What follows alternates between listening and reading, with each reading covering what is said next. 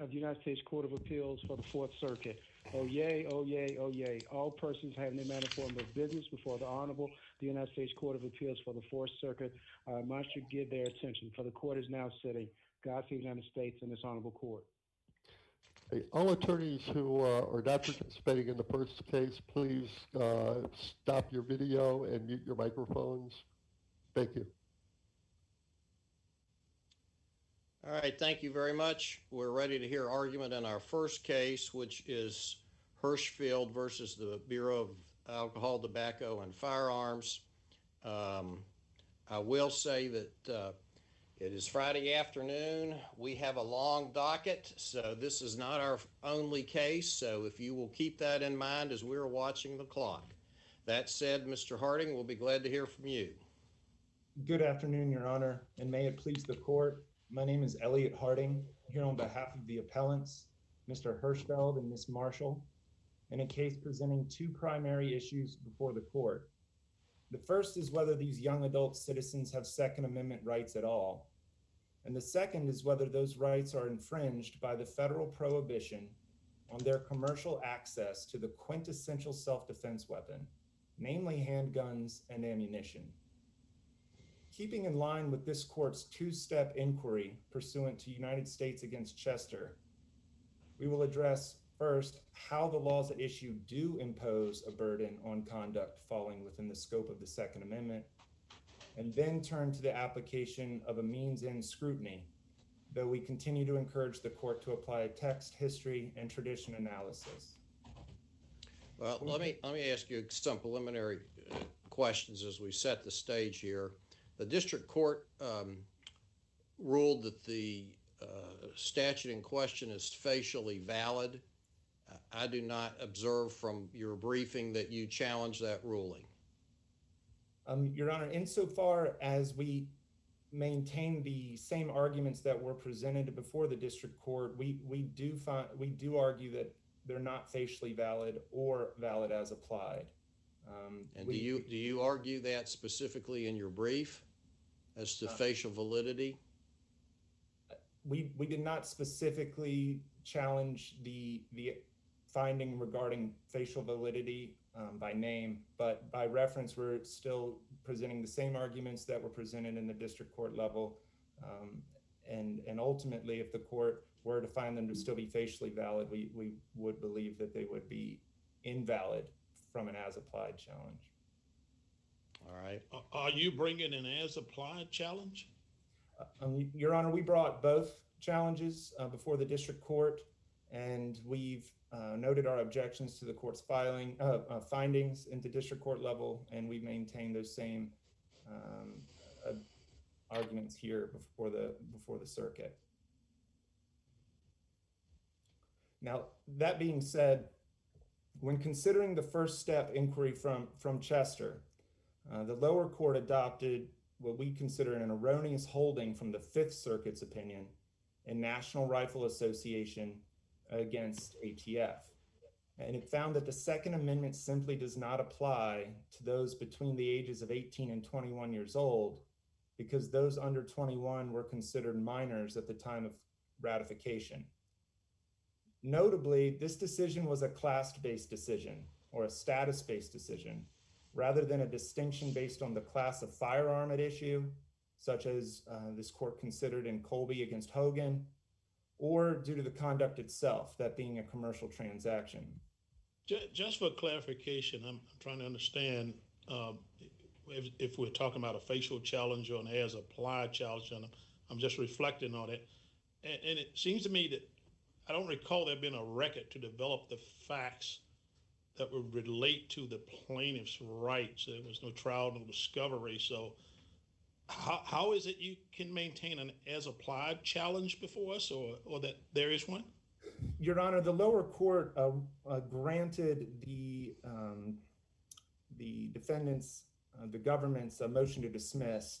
Both parties recognized that the facts as alleged in the complaint are true. They were taken as true. And so insofar as the complaint is taken as the factual record in this case, there was no dispute. And so with that being said, the complaint lists a litany of allegations and about Ms. Marshall and Mr. Hirschfeld's attempts to purchase new handguns from two different federally licensed firearm dealers. They were denied because of the laws at issue. And insofar as they were under 21 years old at the time, they were denied because of their age. Counsel, you do realize in almost all, if not all of these Second Amendment type cases, some of which are criminal 922G cases, but also civil cases, we have always required the government to present evidence, as we did in Chester, Carter, and any number of other cases. So kind of going to Judge Wynn's question, if you've agreed there's no factual dispute, how do we get to that issue when it comes to the means in scrutiny?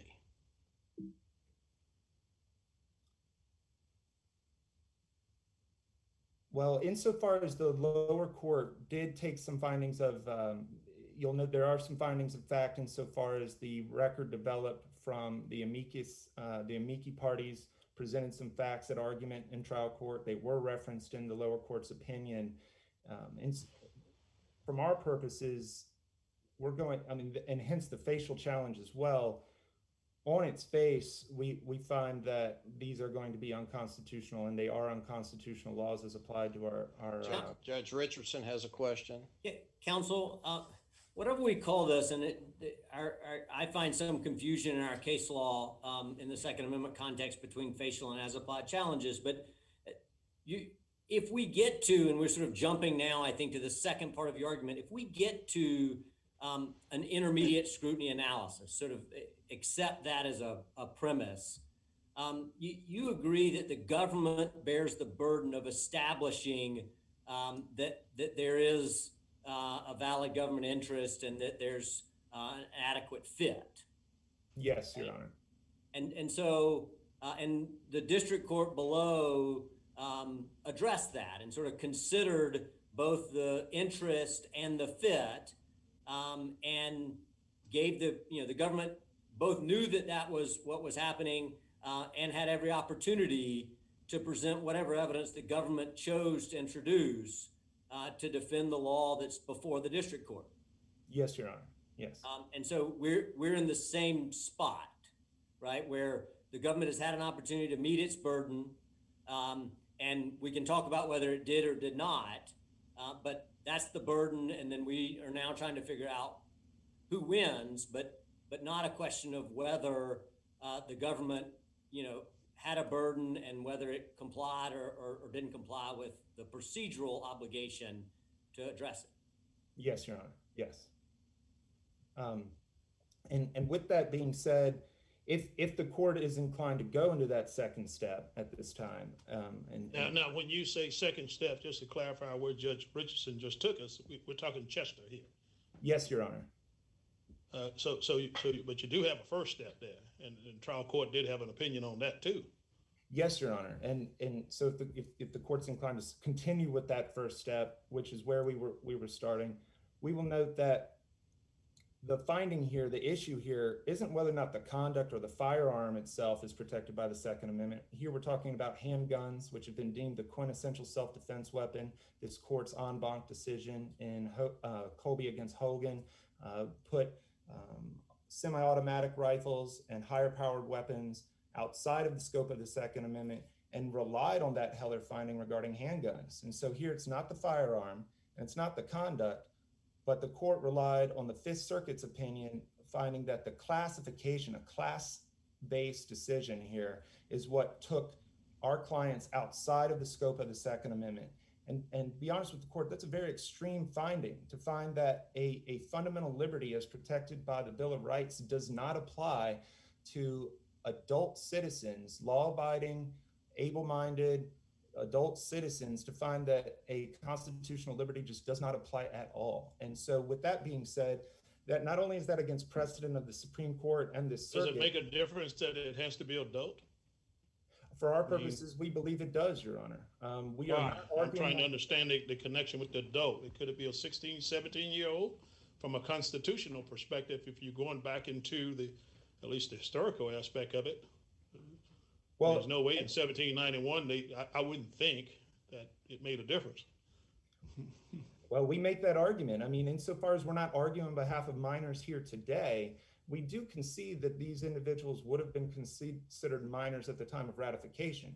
And so that's why we argue that the court and the government are making an argument that doesn't hold weight. They argue that, well, they were minors at the time, and therefore they wouldn't be cloaked with these protections. But counsel, just to understand that, Judge Wynn says, what about 16 or what about 14? You don't have to address it here, but based on the militia laws that existed at the time, there might well be a line that is at 16 instead of 18, because the militia laws typically involved those that were 16 and older.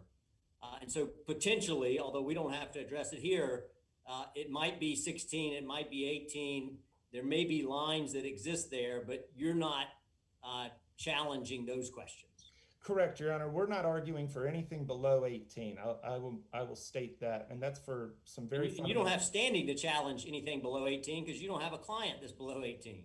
Exactly. Thank you, Your Honor. And we do reference the dividing line and historical times, whether it be the 1792 Militia Act that had 18, whether it be the various states that adopted similar codes for their militias at 18 that followed.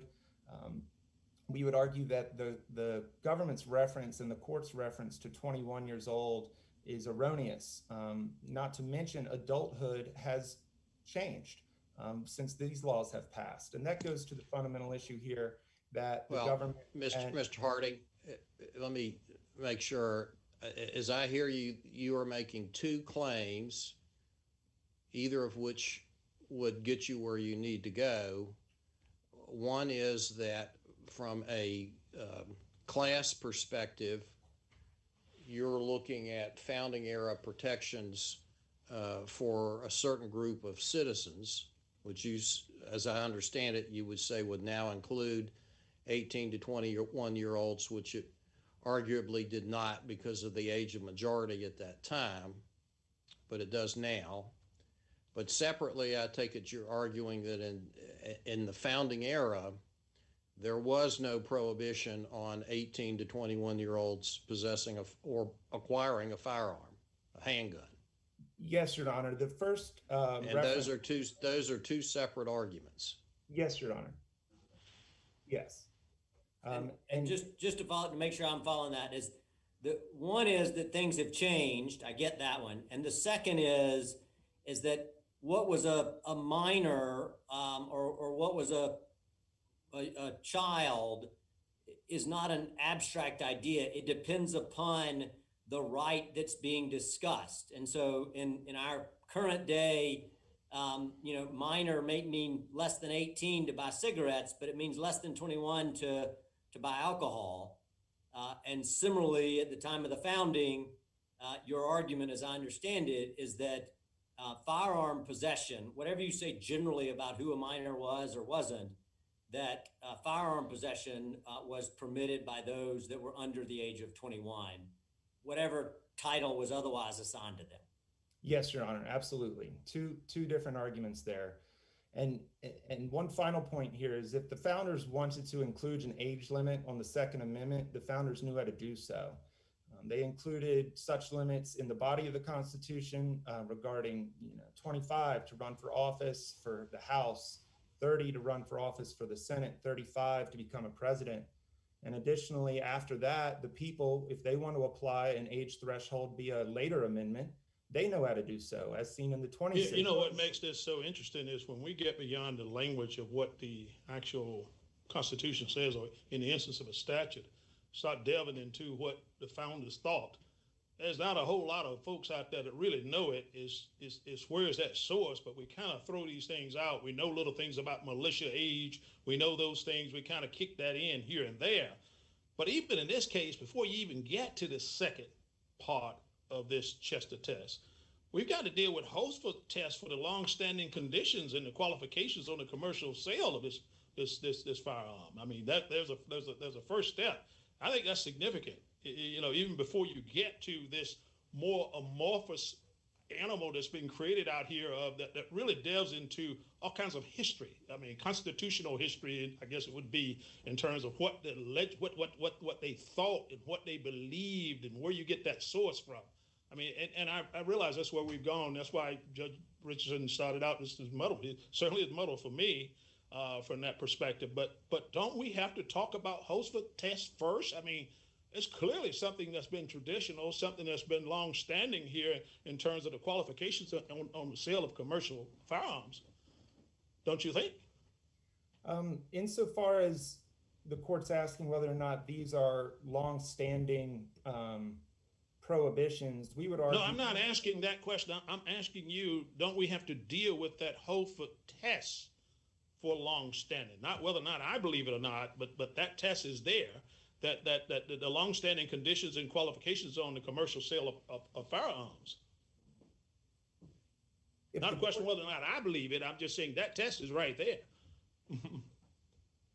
Well, the Horsford test, when taking into consideration those were private transactions done without a licensed dealer, and the court found that he had— So that's the differentiation. You're saying you don't have to do it here because it's a licensed dealer?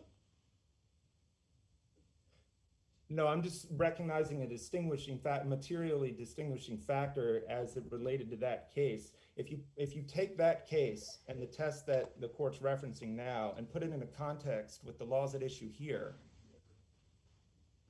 the court, if the court accepts the lower court's finding and then adopts the test and the findings from Horsford, what we've got is we're starting to relegate our clients to a completely private market that isn't protected as found on Horsford, that is devoid of any background checks, devoid of anything of the traditional nature that a federally licensed firearm dealer has to apply. Meanwhile, well, doesn't Horsford, Mr. Harding, doesn't Horsford just take you past the facial challenge? I mean, I don't know that that's particularly relevant when you get to the as-applied analysis. And it wasn't in Horsford. Agreed, Your Honor. We don't find that the Horsford test is incorporated in step one of the Chester test in this case. So that's presupposing that you're presenting an as-applied challenge without facts or anything before us. I just find that so difficult. I don't understand how you get into the as-applied challenge on this in this type of situation. It looks clear to me be what you're bringing and even arguing as a facial challenge. We've brought both, Your Honor, insofar as facts are taken as true in a complaint and they don't go unchallenged, that is the factual record. And to say that they weren't developed would dismiss with how 12b6 motions are viewed. So I believe that we have— Where's your prayer for relief for it then? What is your prayer for relief insofar as applied challenge? Well, we were asking for an injunction. I will note that Rule 54C also does afford relief for damages insofar as— And just to be clear, so the injunction you're asking for is that your clients be allowed to buy a gun from an FFL. Yes, Your Honor. Right? So that's what makes it as applied, right? You're asking about your clients being able to get a gun. You're not concerned about somebody in Wyoming and what they may or may not be able to do. It's as applied in the sense that it's applied to your clients. Yes, Your Honor, absolutely. You're not trying to protect somebody in Wyoming, right? You're just representing your clients. Yes, Your Honor, absolutely. All right, thank you, Mr. Harding. You've got some time left on rebuttal. Ms. Trayer. Thank you. May it please the court, Tylen Trayer for the government. I think I'd like to begin with the court's discussion of facial versus as-applied challenges. And I know that plaintiffs have forfeited a facial challenge to these laws by not challenging the district court's analysis of whether or not this is a longstanding commercial restriction. This is precisely the type of condition or qualification on commercial sales that the Supreme Court in Heller casts no doubt on. Just a second. On that question, the commercial sale, every other case that I can think of that talks about commercial sale, is there some procedural aspect to the sale? You need a license, these sorts of things. we don't typically think of bans as being a restriction on commercial sale. That's a ban, right? And so when we read Heller, it strikes me that the case is exciting and the ideas are procedural limitations, not outright bans. And we got an outright ban here.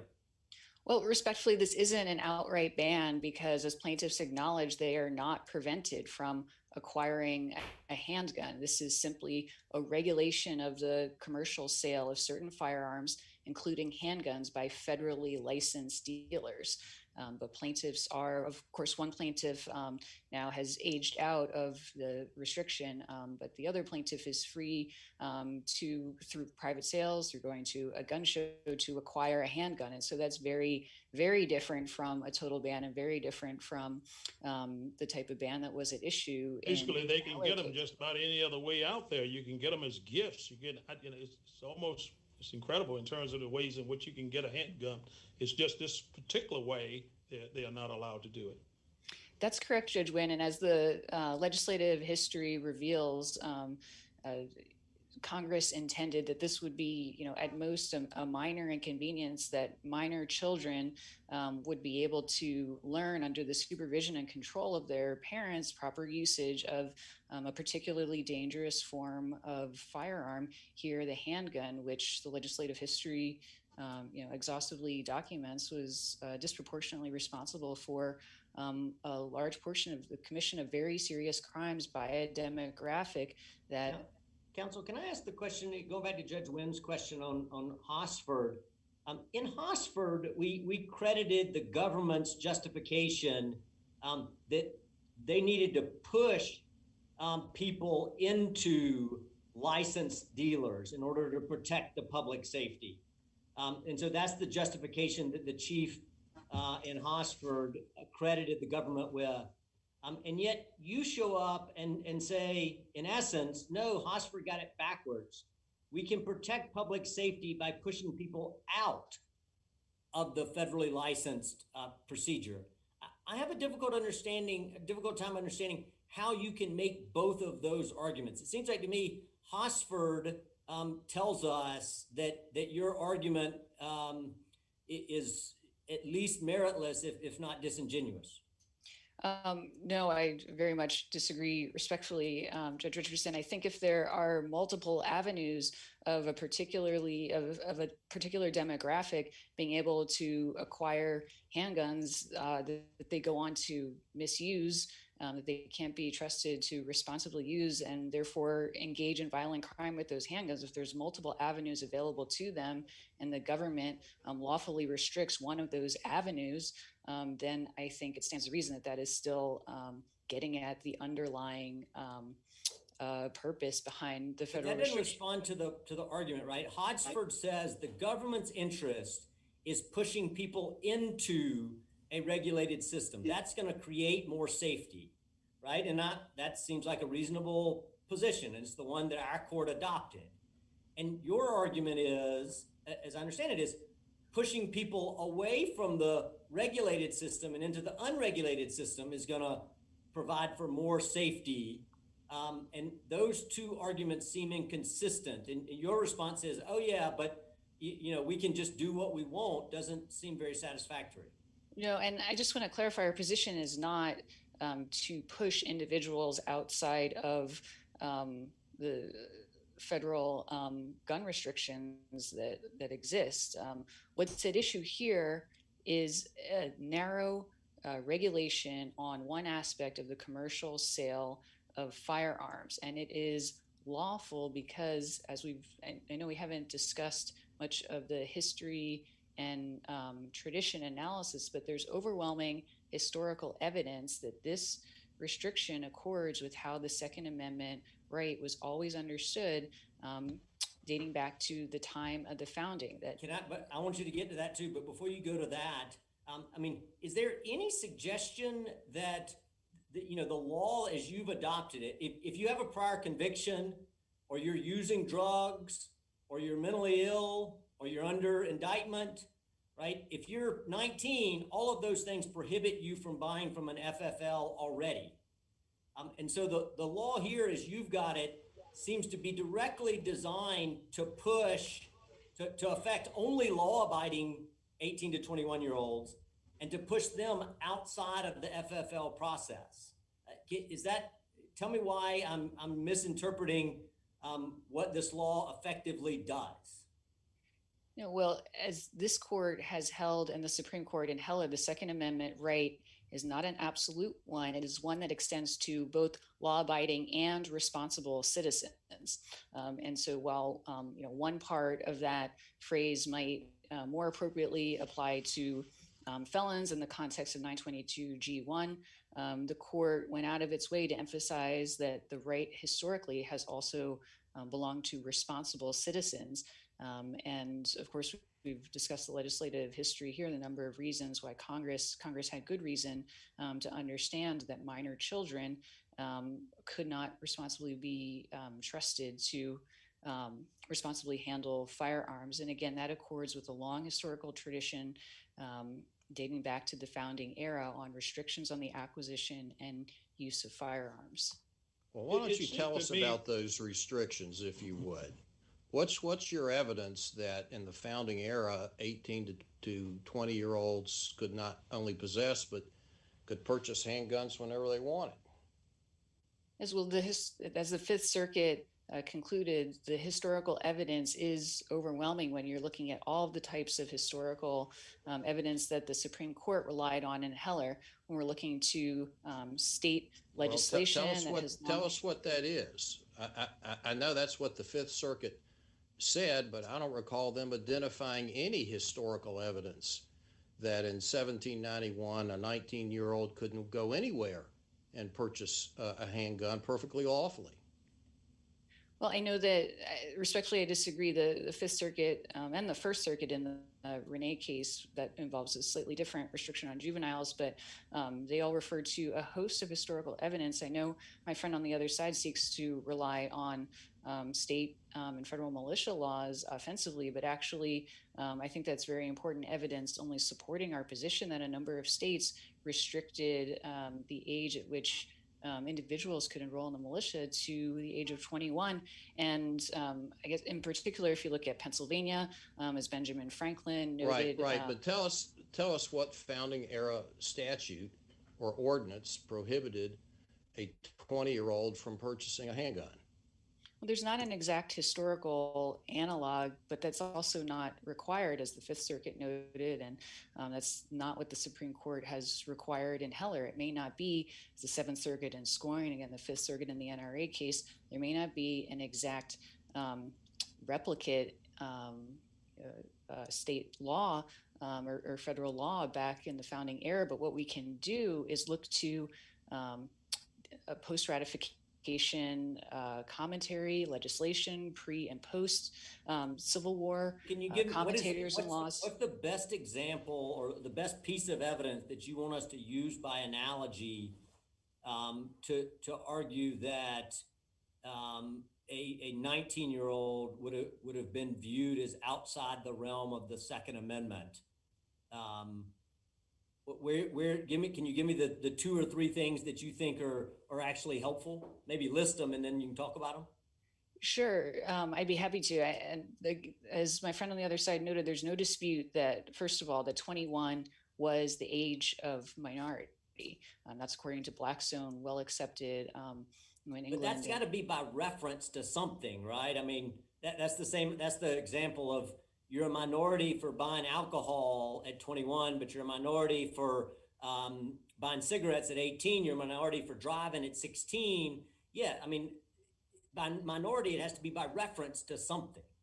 That's right. And I think to the extent they're relevant, first of all, we could say that the militia laws support that view, setting that minimum age at the age of 21. And as gun control regulation. So I understand that's just, you have a few states that use 21, many that used 18, some that use 16. Why should we pick the few examples that you can come up with that limited it to 21 when the federal Militia Act didn't, and nor did most states? So a few answers in response to that question. One, Yes, I completely agree that gun control regulation, obviously, we see more state legislatures enacting such regulation, which squarely points to a tradition of restricting acquisition and use of firearms by minors. And that's a little bit later in time. But one, to the extent the militia laws are relevant, it does bear on this analysis the fact that a number of states saw fit to restrict enrollment in militia to individuals who had reached the age of majority, 21. Well, counsel, is that may have been relevant for the muster rules for the militia, but I don't see that it has any relevance or proof with respect to the age of purchase and sale of a firearm at that time. And the later restrictions may well go to the separate question, is this a long-standing regulation? And even if we assume that the plaintiff has forfeited his facial challenge, I don't see how that helps you at the Second Amendment coverage prong of the Chester test. Yeah, so again, just several points in response to your question, Judge Agee. One, I mean, the Supreme Court was very clear in Heller that post-ratification traditions matter.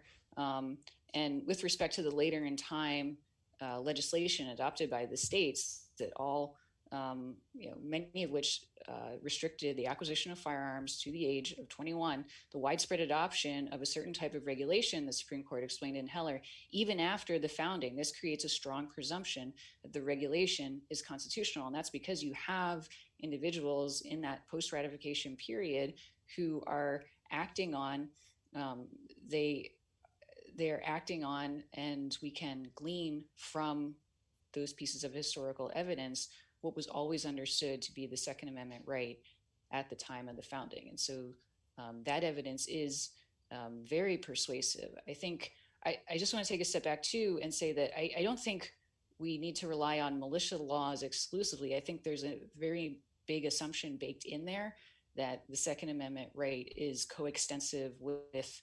the right to serve in a militia, and that's not true for several reasons. I mean, the two are decoupled; they're not coextensive. That much is clear from Heller. Well, so I think that sort of goes to the point that regardless of what the militia muster rules were, that doesn't prove anything with respect to whether or not this age group could go out and acquire perfectly legally a handgun during that period. Well, and I have yet to hear any, wait a minute, I have yet to hear any evidence that you've cited to the contrary. Well, I guess I'd put it this way, Judge Agee. I don't think that that evidence is 100% conclusive, but to the extent it is relevant because the rights are not coextensive, we very much have to take into account, just as the Fifth Circuit did, the fact that some militia laws did set that age to be requirement to be at 21. At the same time, I think another reason why those laws are not 100% conclusive is going back to something that Judge Richardson brought up earlier, which is that some of these militia laws at as the Fifth Circuit noted in the NRA case, they did fluctuate at times, and sometimes. Well, this is the whole problem with this is the whole problem with step one of the Chester test, and even when you get into the historical analysis of it, this is a very indeterminate way in which to try to figure any of that out. You do have a step two. I mean, if it is beyond within the scope of it, then the question of the heightened scrutiny comes into play. Is that not something that you find significant enough to argue to? It's certainly the binding law of the circuit to apply a two-step analysis in this area. We think the court doesn't need to go so far as to even reach the second step because just like the Fifth Circuit. But do you agree that if we do reach the second step, that you bear the burden of establishing both an interest and fit under, let's call it intermediate scrutiny? Under the law of the circuit, that's correct. The court looks to the government to fulfill its burden in engaging in a means and scrutiny analysis. But again, that to me, counsel, that to me brings up something of a conundrum I'm not quite sure how to resolve. When I look back at our cases, and a lot of these criminal 922G cases, and you have civil cases. Even the Fifth Circuit's decision in the ATF case, those all required the government to present evidence. The Fifth Circuit was on summary judgment. So I guess my first question is, why didn't the government bring a summary judgment motion here as opposed to a motion to dismiss? Because I'm not aware of any case in this circuit or otherwise that goes off on the motion to dismiss where the government's never presented any evidence. We did think it appropriate at the motion to dismiss stage based on the purely legal question and the overwhelming amount of historical evidence that the court could appropriately rule at step one. I think in some ways this takes us back to one of the first questions the court asked when we're looking at an as-applied type challenge here in the Second Amendment context. We're never looking to evidence or facts specific to the particular plaintiff. These do proceed on a categorical basis. But again, the court doesn't even need to go that far because as the Fifth Circuit concluded at the first step, there's a long historical tradition of restricting the acquisition and use of firearms such that the very narrow prohibition at issue here purely on the purchase. Right, but as Judge Wynn pointed out, when you're doing the historical analysis, even though some of us are a little bit older than the rest of us, none of us were around in 1791, though there may be some people that would argue the contrary. So it is an indeterminate analysis. So that gets us to the second prong, which is what the Fifth Circuit did in its case. So there you had what you don't have in this case, evidence that the government put on. We don't have any of that in this case. Your Honor's correct. We haven't addressed the second means and scrutiny analysis prong of this court's precedent. But again, we think the best way to approach this and to uphold the laws, just as the Fifth Circuit was fully prepared to, it did, of course, proceed to step two out of an abundance of caution. But we think the court can easily uphold these challenge laws at step one. Do you agree, counsel? The step one, which we've been talking about, on the one hand, we're talking about evidence, right? Historical information, but since it's ultimately a legal question, isn't that able to be resolved on a motion to dismiss? I mean, this isn't a question that is a factual question in the way we think about it. We talk about evidence, but ultimately that evidence goes to a legal question. And so that's why it is appropriate to resolve it on a motion to dismiss, right? That's right. So, I mean, if we went, sending it back for a summary judgment on the same question wouldn't make any difference, because the point is there's a legal question that exists and you got to establish, the meet your burden either way, but it's a legal question, not a factual. That's right, Your Honor. I think that's right. I think, yes. So if there are no further questions, we're happy to rest on our brief. What is the one more? Go ahead. Two Go ahead, more. Judge. Go ahead, Judge Wynn. Can you give me what the government's best example of a constitutional right that only applies to, those over the age of 18? Well, we don't think about that in the First Amendment, the Fourth Amendment, the 8th Amendment. Where would I look to find an example of another constitutional amendment or a constitutional provision? It doesn't have to be an amendment outside of the presidential age provision or the like that has a age cutoff. Well, I would have pointed the court to those age provisions that are directly in the Constitution, but I think your question is somewhat falsely premised you do agree that the presidential provision is one example of a provision where it is age limited. Yes, but I think importantly, we're getting a bit far afield of exactly the nature of the challenge law. It is not an outright ban. Plaintiffs have never alleged that they are actually unable to obtain a handgun, and so I do think that it's incorrect to treat these challenge laws as somehow completely stripping plaintiffs of their Second Amendment rights. It's far from that. Judge Wynn, did you have a question? No, I'm good. All right. All right. Thank you, Ms. Trayer. The first of the amici is Ms. Datla. Are we in the ballpark there? That's great. Thank you, Your Honor. All right, you're on. My name is Kirti Datla, and I represent Brady as a case. So just to maybe situate where I plan to focus in the discussion, the district court offered 3 different reasons to deny this challenge. Most of the discussion so far has focused on one of those reasons, which is whether the Second Amendment is implicated at all. I'd like to focus on what this court has called the streamlined analysis, under which this court will treat a law as presumptively valid if it is the kind of longstanding regulation that Heller identified. And my colleague from Giffords will discuss the application of the court's 2-part framework. And just to address some of the discussion between a facial and an as-applied challenge that the judge's questions have raised today, the streamlined analysis applies, as has already been noted, only in the context or only to resolve a facial challenge. And we would just note that reading the complaint,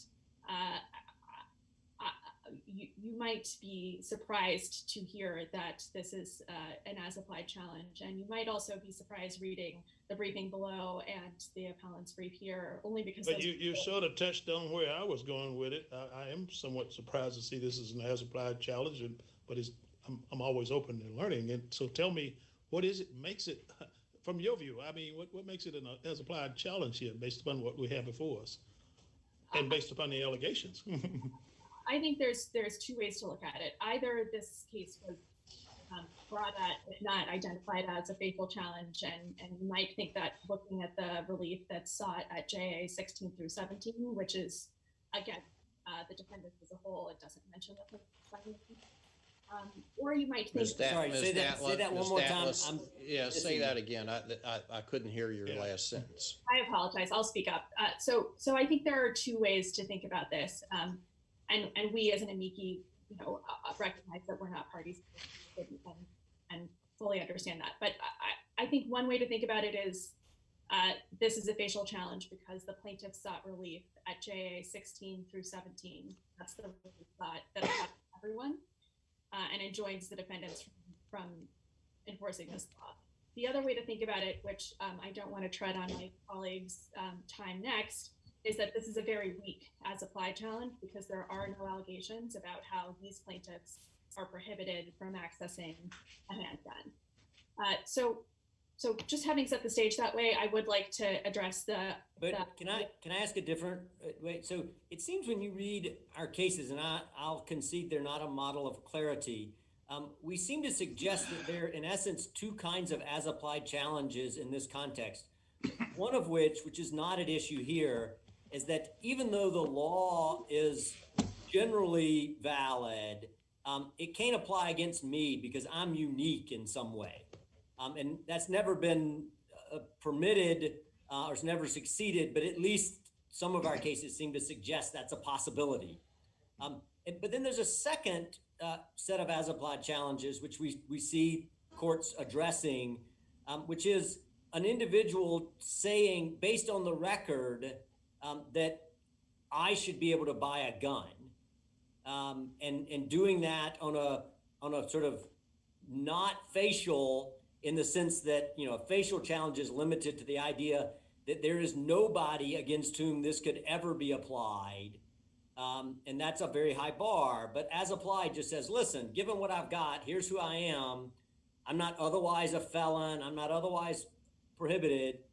I ought to be able to buy a gun, right? That seems like the type of as-applied challenge we have here, not the I'm unique as-applied challenge.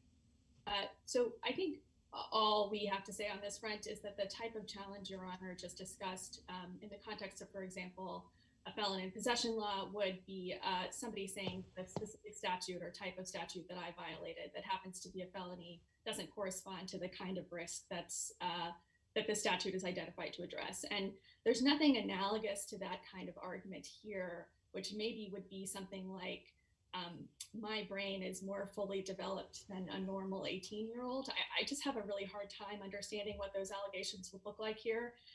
And there certainly is no effort in the complaint to establish that these plaintiffs are in a specific category within the statute that doesn't correspond to the risks that Congress identified. If I'm not mistaken, the complaint asks for an injunction generally.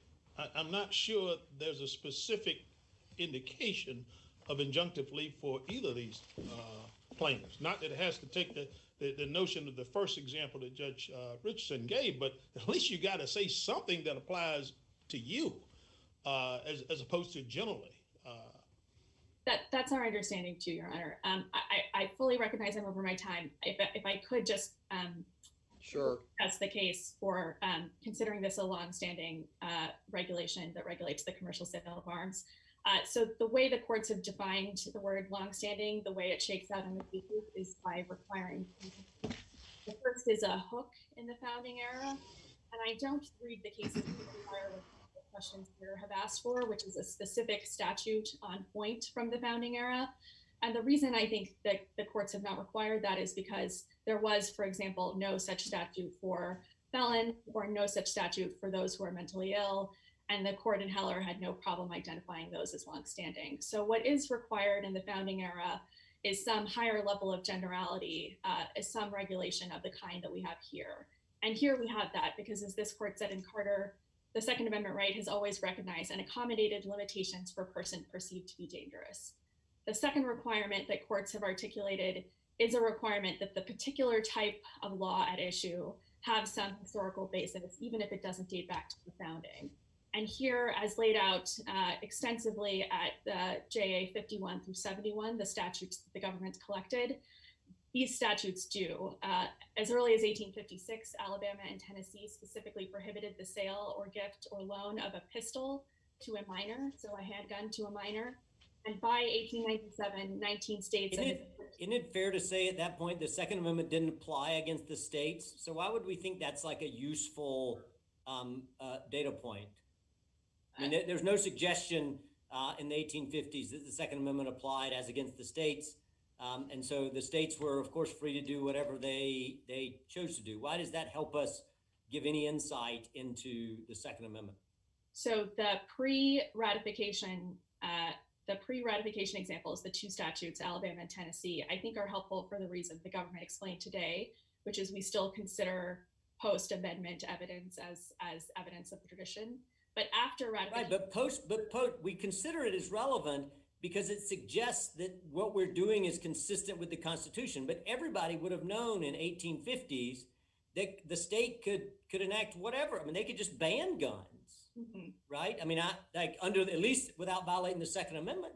I think, Your Honor, what is helpful to answer your question is to consider what happened after ratification. So between ratification in 1897, 17 states, additional states, and the District of Columbia had statutes on the books that prohibited the sale or transfer of firearms to those under 21. And they really resembled the statutes here. And when did we find that the Second Amendment was incorporated against the states? I think it would be, we think it would be, I think, an odd rule to discount any historical evidence that was pre-McDonald. Right. Well, that's not the question Judge Richardson asked you.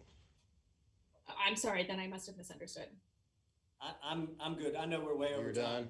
Judge. All right. Thank you very much. We're now ready to hear from Ms. Ellis. Good afternoon, Your Honors, and may it please the court. Angela Ellis on behalf of Giffords Law Center to Prevent Gun Violence. So if all right with Your Honors, I think I'll just go ahead and jump right into intermediate scrutiny, the second step of the Chester test. So this court has uniformly applied intermediate scrutiny to cases like this one. And the Fifth Circuit has also found that the appropriate level of scrutiny here is unquestionably intermediate scrutiny. What would be the factual basis that you would rely on here? Is it sufficient that the Fifth Circuit has basically laid out facts to substantiate this? Or what is that factual basis of the 12B6 stage? I think that the court can look to the legislative history, which is judicially noticeable. I think I heard the government referencing the legislative history here, and the legislative history really is extensive. And Congress, they did their job here. They undertook a multi-year inquiry. They issued detailed findings. They recorded those findings very carefully. Well, And what Fourth Circuit case at a motion to dismiss stage has used only legislative history?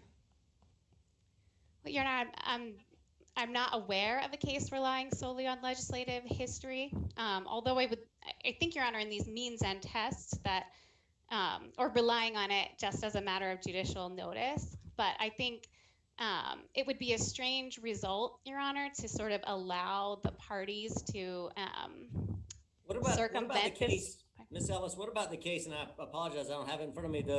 The Charlottesville curfew case that Judge Wilkinson wrote. The court there addressed intermediate scrutiny and did so based, it seemed to me, to be exclusively on there it wasn't legislative because it was a Charlottesville ordinance, but based on the record of that ordinance. I think that's right, and I want to clarify what I said. I think that the legislative history here is more than sufficient. I was not sure and would have to look to see whether that has been relied on as a matter of judicial notice. But I think here it's the very kind of history you look at. I mean, the Shelby County case is a case in which you look to see the reason, and the facts is developed from there. They're not the specific facts that you would get at a summary judgment type thing. I would think in most instances that you would look in the so-called legislative history, a word that a lot of people don't like to use in some context, but this is one of those areas where it is there. I mean, and Hella puts it there, so I think we have to delve in it. Are we talking about the history since 1968? Well, I think the means and test should look at the data that Congress had in front of it when it passed the law in 1968. And it issued, very extensive findings showing that minors under the age of 21 accounted for 64% of total arrests for serious crimes, 35% for serious crimes of violence. They found that handguns were the predominant firearm used by minors. Here's where we get into some crossover in terms of cases and how we look at them. And what you're describing is what Congress was doing. And then it comes up the question of how does the court look at it? And then we start reasoning and said, well, that doesn't make any sense to us that you would use this and use that. And that's where it gets muddled to me on it, is to what extent do we, these facts that we take, if Congress had that, then it went with it, or do we go outside and begin to say, well, things have changed and we see things differently and we don't think that policy goes anymore. We should do it differently. And that's really what we're doing. And if we're doing it, I'm okay with it, but we got to say it. And you don't get to say it, especially for Second Amendment cases, as though there's some special law rule under the Constitution. This is really going into policy stuff that Congress did. And I think we need a clear clarification of what is the role of the courts here when you're delving into these policy decisions. When you're making a decision, Congress makes a decision, there's all this data stuff that you bring up and says, okay, for 21-year-olds, we know what the deal is. That people go to, you might be more violent or whatever, and we're going to enact this law. It comes to the court, we then pick it apart. And what I want to know is, or at least understand is, when do we do that? And are we just limited here to Second Amendment? Because I actually kind of like it to some degree, but I want to know, how is it used, beyond where we are now. Sure, Judge Wynn. Well, I have two responses to that. I mean, I think the first is that when a legislature passes a law, we shouldn't apply some requirement of them having the benefit of hindsight, right? So here, if we apply intermediate scrutiny, we just have to show that the law was reasonably adapted to a substantial interest. And I think that's clearly met here. But we also know from contemporary studies that, in fact, Congress was correct, right? Neuroscientific research conducted since 1968 has only confirmed the wisdom of Congress's decision. So to the extent the court is looking to what's happened since then, I think there's far more than sufficient evidence to justify the wisdom of Congress's choice. Would we have to take judicial notice of that evidence if there's evidence of abundant evidence one way or the other on it? Or do we just, I'm trying to understand, how do we get into that determination? Because it looks a lot like a policy decision at some point, unless we're basing it on something. Well, you're right. You know, Your Honor, there are studies in the record that Gifford submitted, and recognizing, of course, that we are an amicus party and not a party to the case, but there are such studies in the record. The district court relied on them. The Fifth Circuit has relied on similar research in its Okay, I'm decision. satisfied you've answered my question. All right. Judge, Judge Richardson? I apologize. I don't want to sort of quickly,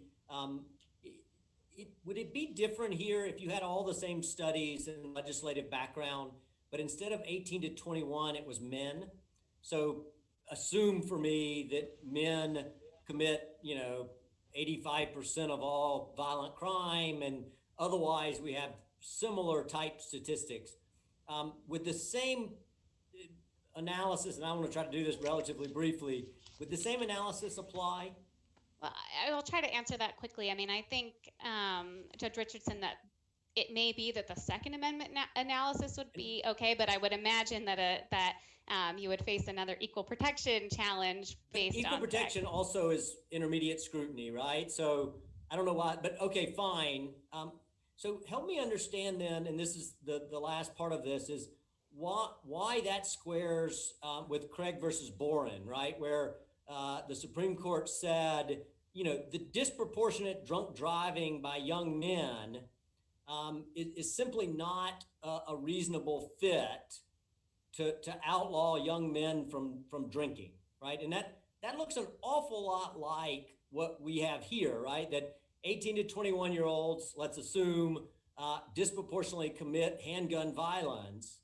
But the real answer is like, it's still a tiny percentage of 18 to 21-year-olds who are committing handgun violence. Yes, they're doing it more frequently than you might expect based on population, hypothetically, but it's still a tiny proportion of 18 to 21-year-olds who are committing handgun violence.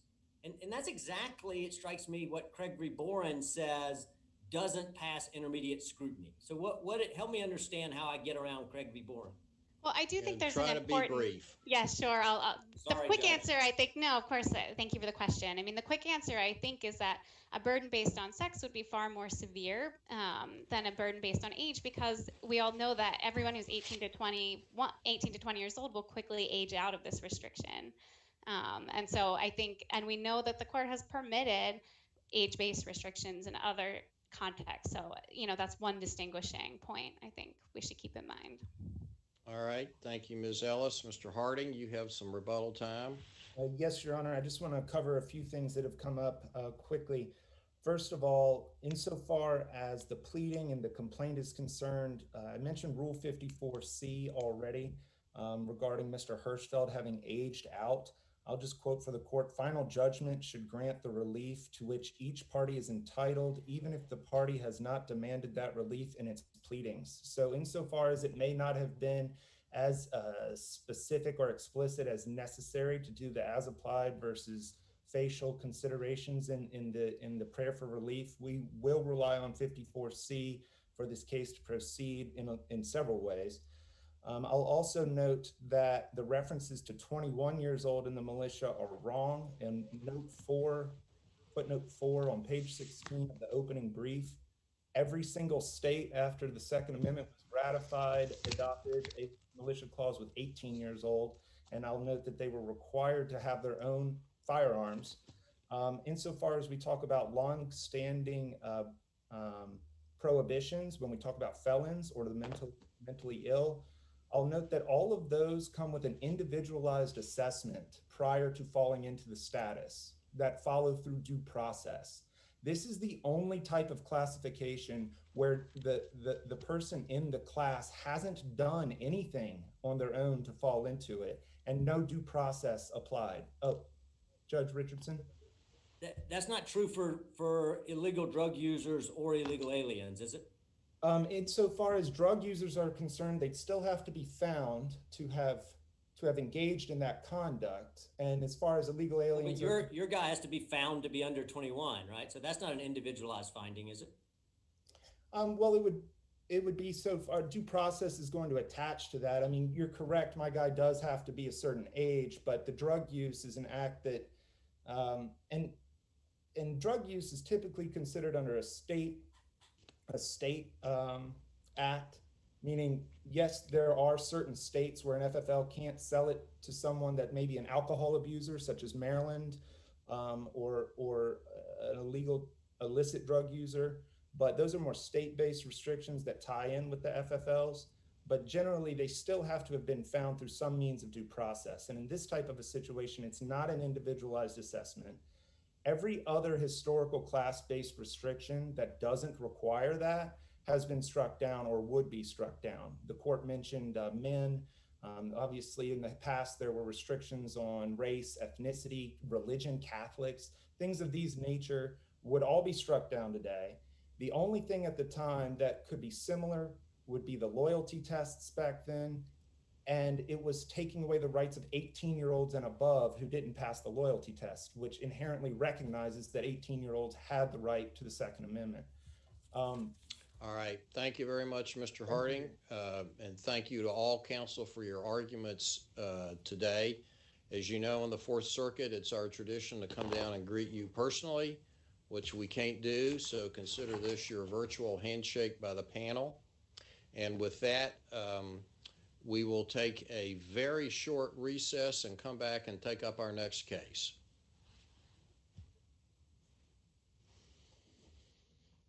This honorable court will take a short recess. All right, I'm going to put the judges back in the roving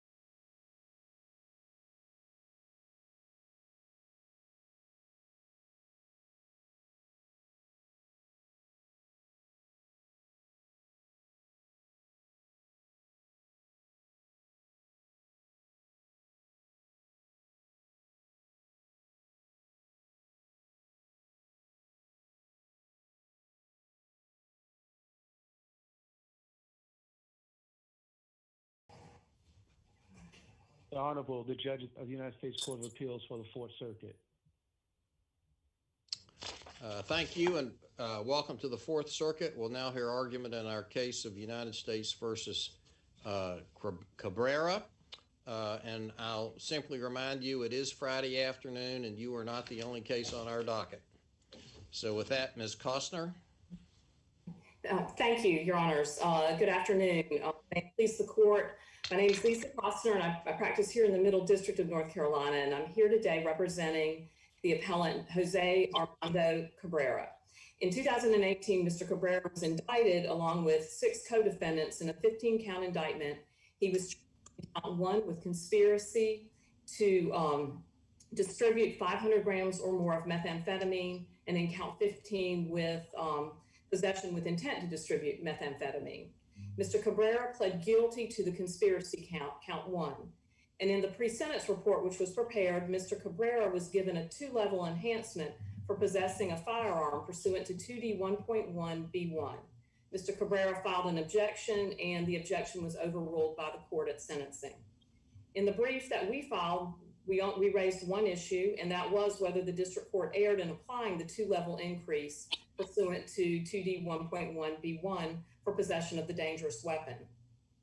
Is this the case, maybe they run together, this case where the government essentially said below that it didn't apply? Yes. And then the court went a different way? And yes. the court persuaded you otherwise, so to speak. And so now you have seen the light, and now you follow where the court is going with it.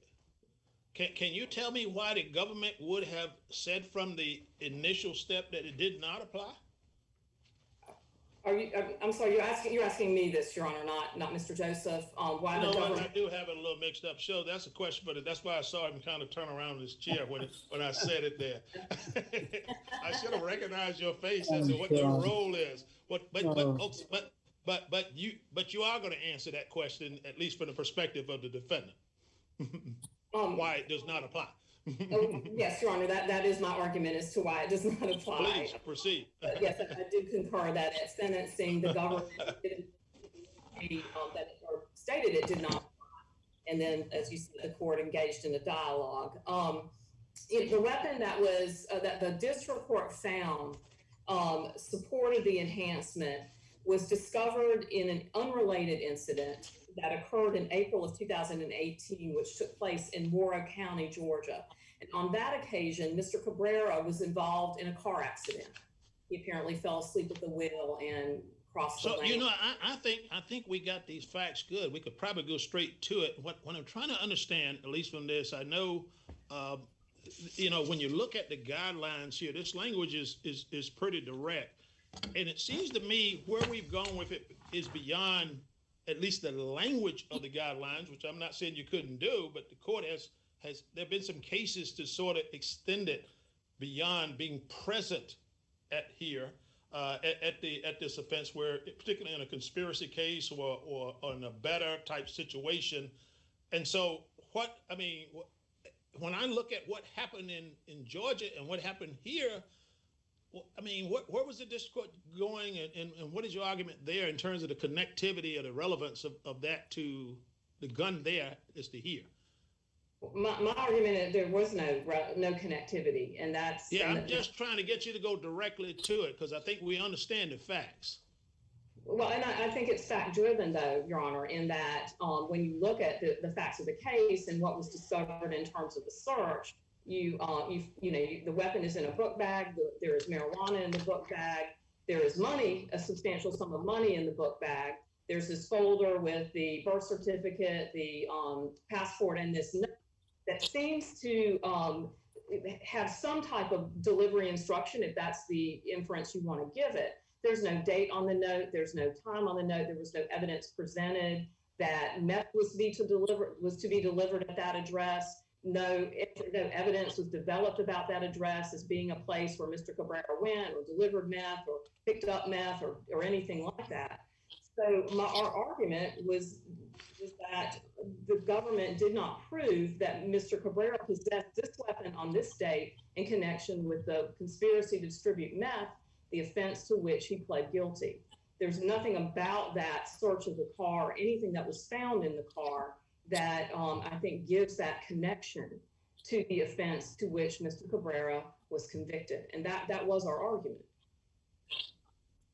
That's all I was asking, was how do you connect up the facts? Because I think that's all this comes down to, whether or not we agree or disagree that it's enough. I mean, we could spend a whole lot of time talking about a lot of other stuff, except for cases that are like it. But beyond that, I just don't see much more to this case other than us making that decision. And I agree, and I guess I would also highlight the fact that at sentencing, the government called 2 witnesses, and they were co-defendants, neither of whom testified that they ever saw Mr. Cabrera in possession of a firearm while he was engaged in the illegal activities to which he had pled guilty. And so they not only did this, arrest in Georgia, I think failed to prove any connection, but through the witness testimony of these co-defendants, they could not put Mr. Cabrera in possession of a firearm in the course of this conspiracy. So it is our argument that the government failed to prove that connection, and that the court should not have enhanced his sentence by that 2 levels. And unless there really are further questions of the court, we would just stand on our brief and ask the court to find that and to remand Mr. Cabrera's case back for resentencing. All right, thank you. You've got some time on rebuttal. Mr. Joseph, we'll hear from you. Good afternoon, members of the court. I almost say good morning because it's always morning. I heard the question. Well, hold up just a second. I think these are 15-minute arguments, and I think we need to start at 15 instead of 20. That's fine. That's not your problem. That's there we go. All right, now you go ahead, Mr. Joseph. Thank you, Judge H.E. I heard Judge Wynn ask, well, why did the government... And I will say, I apologize, Mr. Joseph. I didn't mean to give your job away that easy. It was just an oversight on my part. But yeah, I do have that question. I see that the government did decide they didn't have enough. What was in the mind of the government in doing that is what I'd like to know. Well, that's a very good question. And I think the prosecutor that handled it did a very good job, and she got convictions for all these individuals. I think that the focus was a little bit turned around, though. The focus should have been on what did Cabrera know? What had he seen? And the questions that were asked in the district court of Mr. Steele and the other person, Mr. Joel Bueno Lopez, was, did you see Cabrera with a gun? And my position here today is that, if I can get to reference the record, is that guns were prevalent. Guns were everywhere in this conspiracy. And that, so I can't answer the question about why we put on evidence that didn't lead anywhere. That's not a strong factor from my side. So I acknowledge that. But I asked the court to, I guess what I want to say is that in talking about why the court was correct, and I did say plain error in my brief, and I'm sorry, it's clearly erroneous standard, that if you look at JA 279, when, if I can I go ahead, at JA 279, PSR 72, when David Steele was debriefed, he said that he and Howard worked together to go pick up methamphetamine from Atlanta. That's at JA 279. They often work together to go to get methamphetamine from Atlanta. So I guess what I want to say is, on the face of it, it looks as if everything happened in North Carolina, Virginia, West Virginia. But there were times, at least according to Mr. Steele, that they went to Atlanta to pick up methamphetamine. The other part of my argument is, and I can't answer any, give any further explanation as to, I mean, we had a good case in the PSR without even putting on evidence, I think. And I want to argue harmless error. I want to say that if, I'm not saying there was error, but I'm saying that if there was, I'm asking the court to look at Rule 52, harmless error. And I ask your Honor, counsel, let me ask you this: as I understand it, which may not be correct, under this enhancement, there's an initial burden on the government to show it was possessed in connection with drug activities. I'm not aware of the defendant ever raising a challenge to the government's failure, if there was one, to meet that initial burden. And then the burden would have shifted to the defendant to avoid the enhancement by showing that the weapons link was clearly improbable. And as I read what transpired in the district court, that was the only subject that was discussed. So there was a burden on the defendant at that point to show clear improbability. Is that your understanding of the case? Well, you said it much better than I did. So yes. Well, but let me understand, at least when you look at this guideline, and this is where I say the courts look like to me, they've taken over. Judge Niemeyer actually wrote a wonderful opinion back in 1993 on the Facebook case.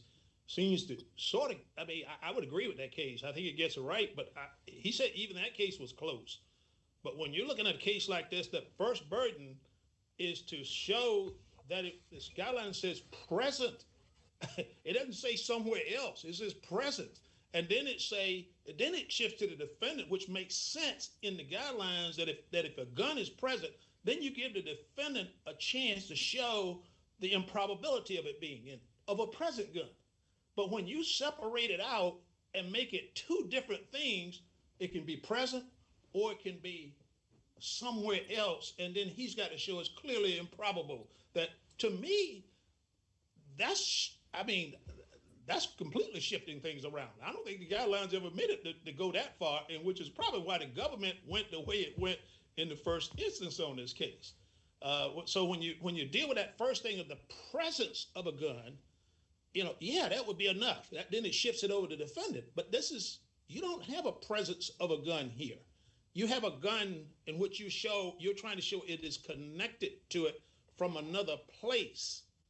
And now the clearly improbability sort of gets muddled in it because that's a lot to show. And when you look at the Judge Niemeyer's case in Facebook, the connection was it was a conspiracy, or was someone who was abetting. It was his co-person who had the gun and that sort of thing. That makes a lot of sense. But even Judge Niemeyer called that a close case. So I think this pushes it. And I know Judge Tiller quite well, and I was really kind of surprised with it. I think it pushes it. Well, I would say this, Your Honor. His base of operations, Cabrera, was in Atlanta. That's where he was. So he was 10 miles south of Atlanta, but I think everybody here in the case used Atlanta to mean the area. And he had this gun, and he had $22,000 in cash. So he was protecting drug proceeds. Now, maybe the question gets to be, okay, is that connected with this conspiracy, or was that kind of some sort of side deal? And I think you can ask that question. Mr. Joseph, yes. Is there a different, when we talk about presence of a gun, is it different if we're talking about a conspiracy or we're talking about a substantive offense? When we think about presence, if I'm distributing narcotics under 841, the presence of the gun means I got it when I'm doing it. But when we think about a conspiracy, don't we think about presence as being different, right? That it's present. Conspiracy doesn't happen at a moment in time. A conspiracy is ongoing until there's withdrawal or its means are thwarted. And so, don't we think of presence differently in the conspiracy context? Yes, Your Honor. And this happened in April 2018. And the conspiracy was from October 17 to August 18. And so the defendant admitted he was supplying people from Atlanta. He admitted he was supplying Jerry Chris Howard and David Steele and other people. And so I submit to you that there's an abundance of evidence here. I don't know that this is a close case, but I understand there may be a difference of opinion. But I think it was very clear that Cabrera was in Atlanta and he was protecting drug proceeds. His market was here in North Carolina, Virginia, West Virginia. His base of operations, his supply was in Atlanta. There was no evidence of any kind adduced to show that he dealt drugs in Atlanta. None whatsoever. So I submit that what Judge Dilley did was accurate. But I also want to bring up one other thing, if I could. Just briefly, I don't know if it'll be brief or not, but if the court doesn't go with me on that, If the court says, well, I don't know. Well, I want to direct your attention to, and maybe I should have briefed it, but I didn't think it was a close case. At JA 264, PSR 28, in September of 2017, Joel Bueno Lopez was driving a car in Kernersville, and Cabrera was in the car, along with Cabrera's brother and another person. And they stopped the car, and they found 2 firearms. Joel Bueno Lopez claimed one of them. Now, why is that important? When the defendant was arrested after his arrest, at paragraph 64 in the PSR, at JA 27677, when Cabrera was arrested in July of 18, he said, I originally came to North Carolina to supply Joel Bueno Lopez. And I was supplying him 3 kilograms of methamphetamine, 12 to 18 times from June to from June. My phone's ringing. I'm sorry. From June of 17 to September 17. So we have Cabrera in the car with Joel Bueno Lopez. He's admitted that he supplied cocaine, methamphetamine to him in September 17. He's in the car in September 17, and there's 2 guns there. So I submit under harmless error that at that point, Cabrera knew. He knew there were firearms in the conspiracy.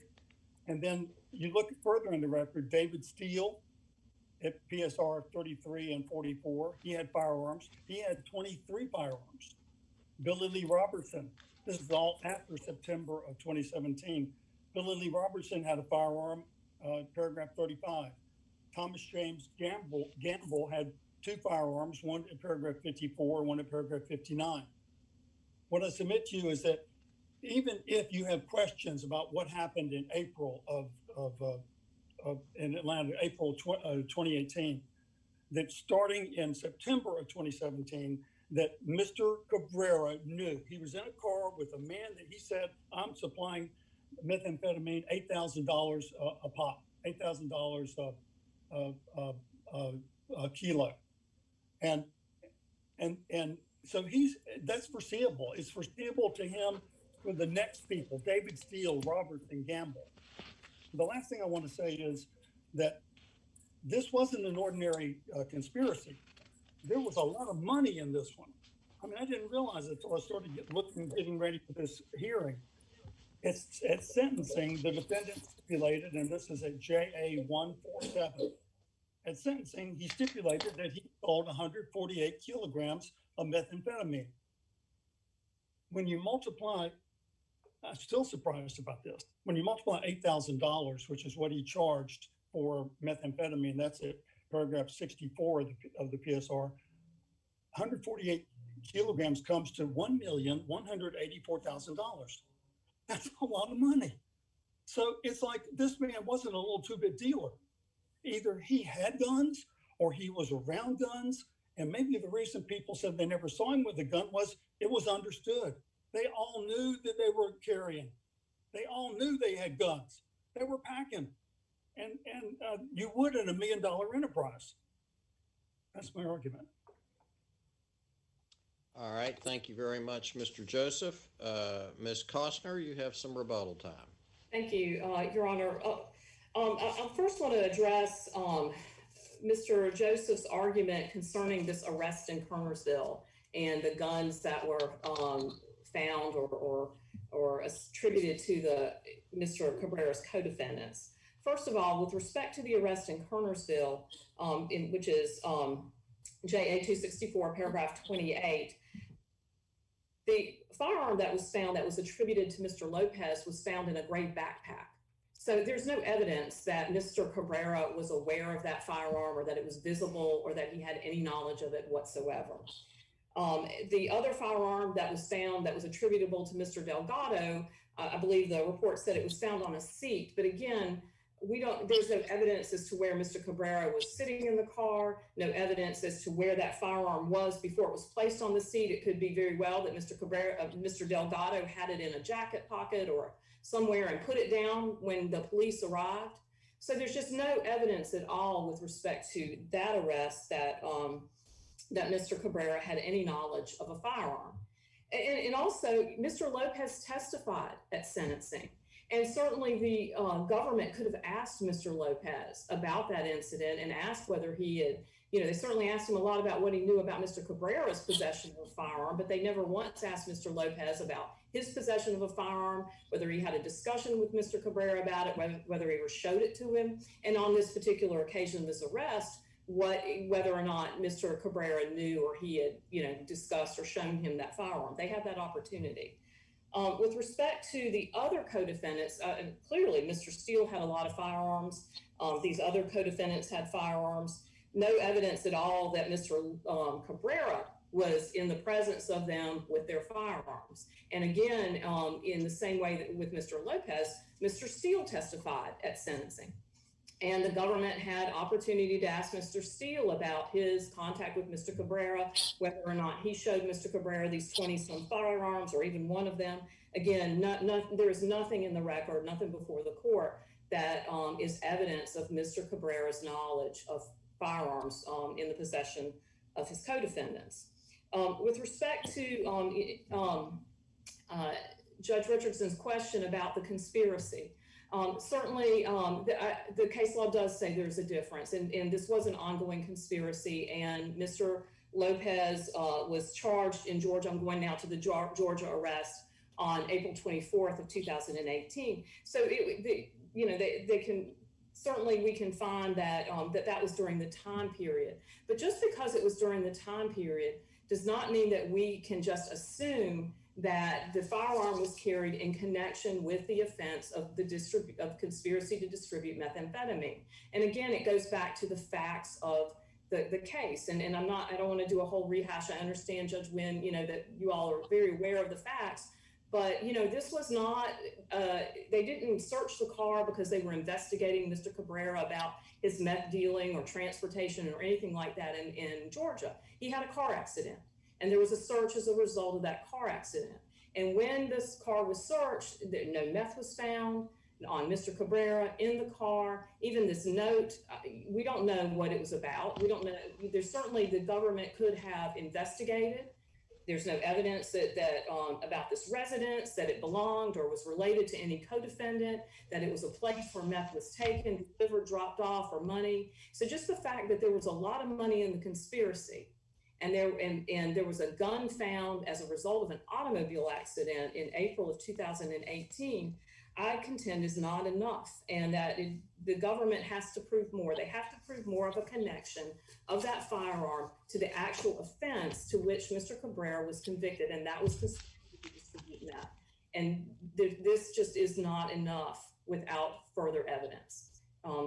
Unless the court has any questions, I just would respectfully repeat my request in that court find that the 2-level enhancement did not apply and remand this case back for a new sentencing hearing. Thank you. All right, hearing no further questions, we thank counsel for their arguments. As you know, at the Fourth Circuit, we would now be coming down to shake hands. Obviously, we can't do that, so consider this your virtual handshake and our appreciation for the arguments that you made in this case.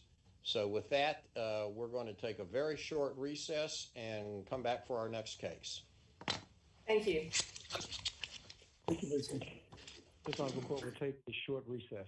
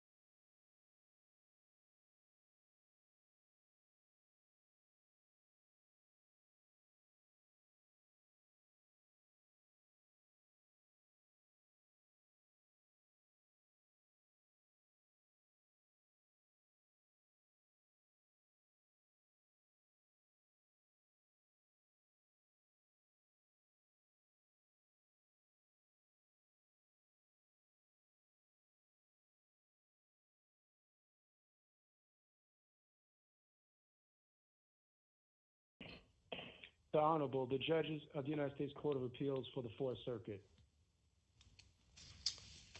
Thank you. We're ready to hear argument in our next case, U.S. versus Simmons et al.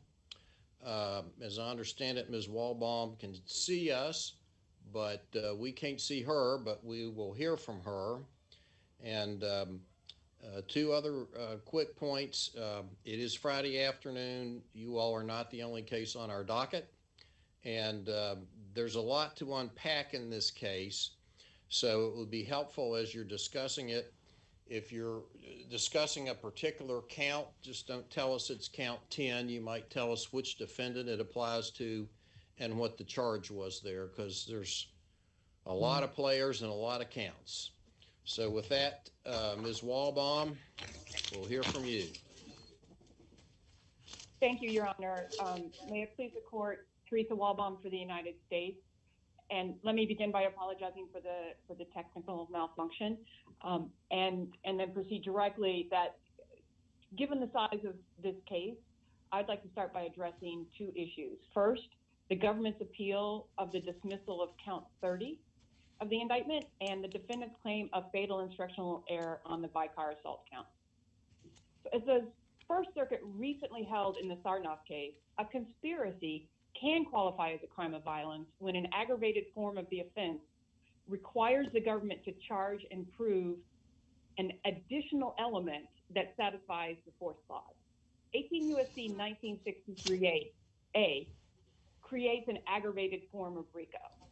And under 1963A and Apprendi, an aggravated RICO conspiracy can be a crime of violence if the indictment charges an aggravating state or federal crime that first qualifies as racketeering activity and second carries a statutory maximum sentence of life. That gets you the enhanced sentence. Counsel, yes. Can I ask you a question on that? So for a RICO conspiracy, the racketeering activities need not occur. You agree with that, right? So you can have an agreement.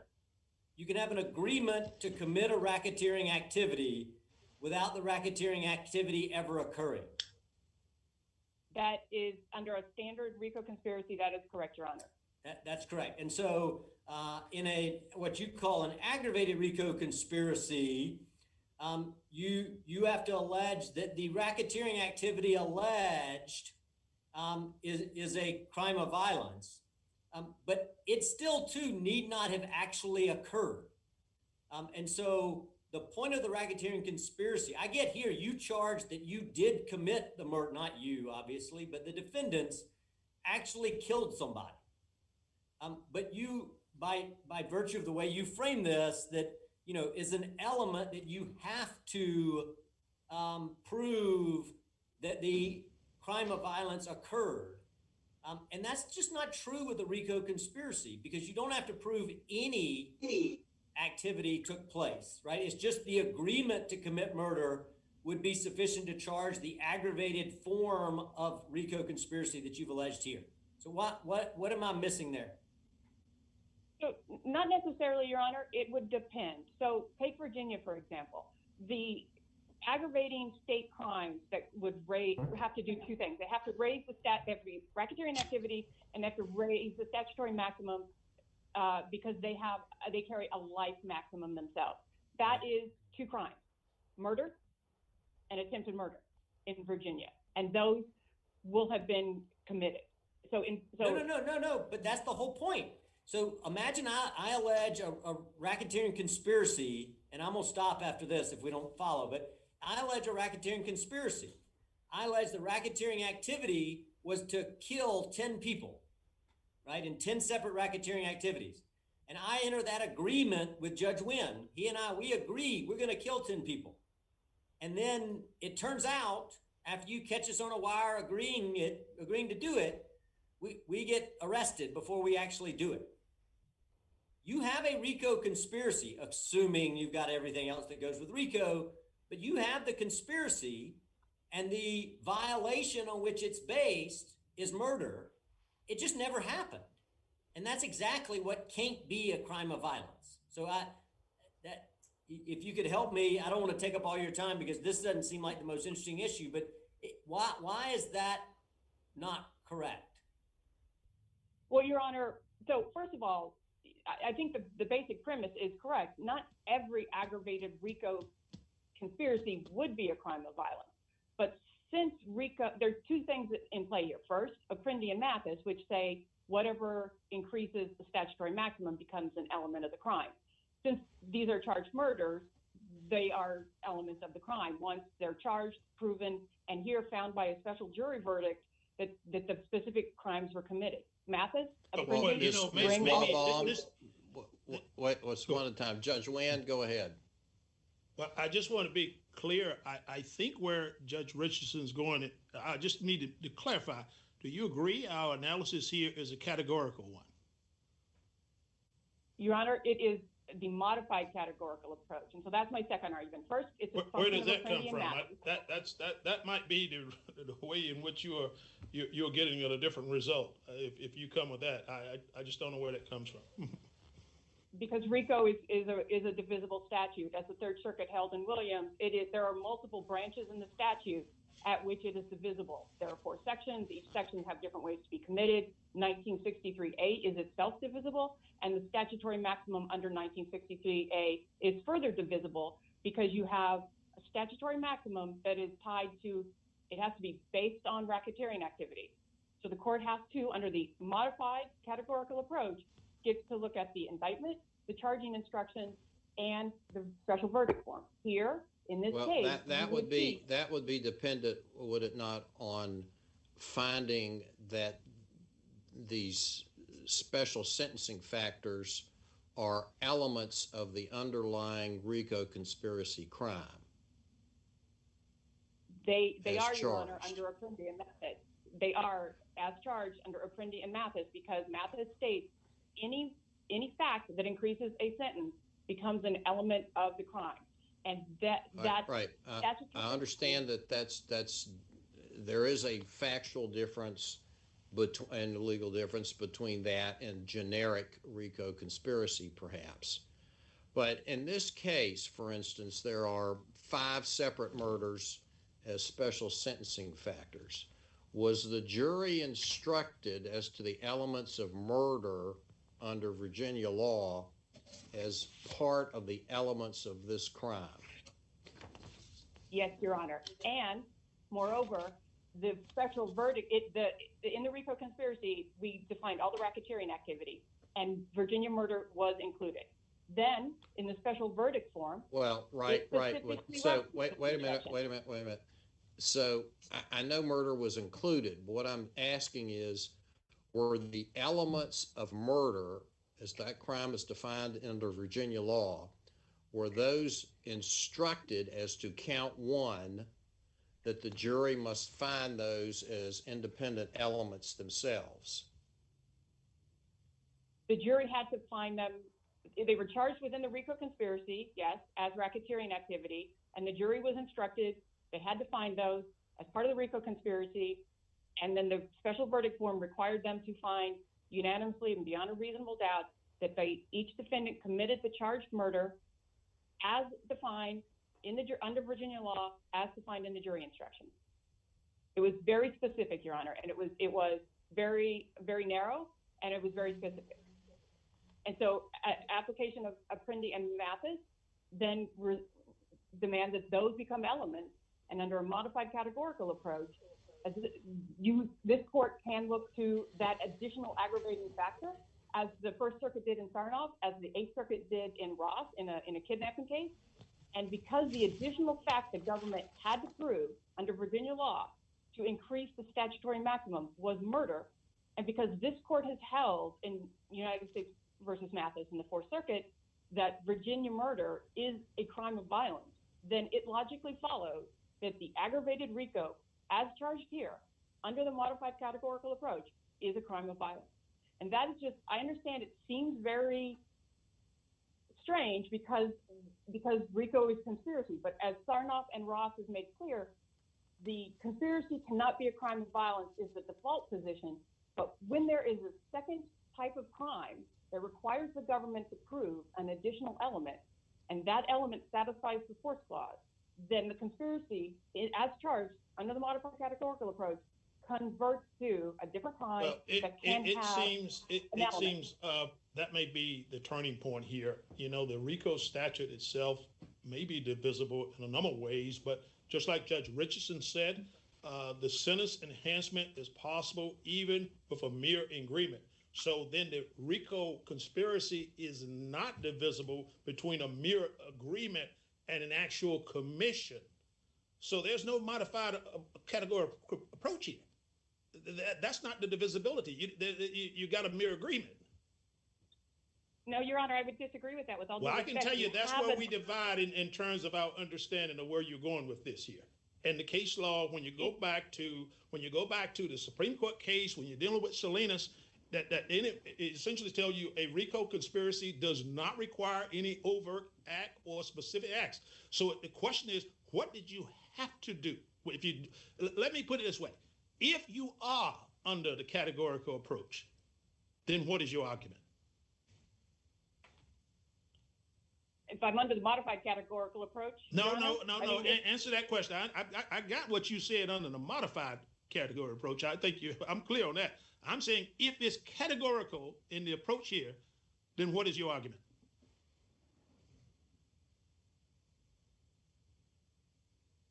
I'm not certain that I have an argument, Your Honor. I mean, RICO is divisible. There's no way that, I mean, if you look at the statute, I understand your argument to the contrary as to where you say it is not, but I'm saying assume that it is.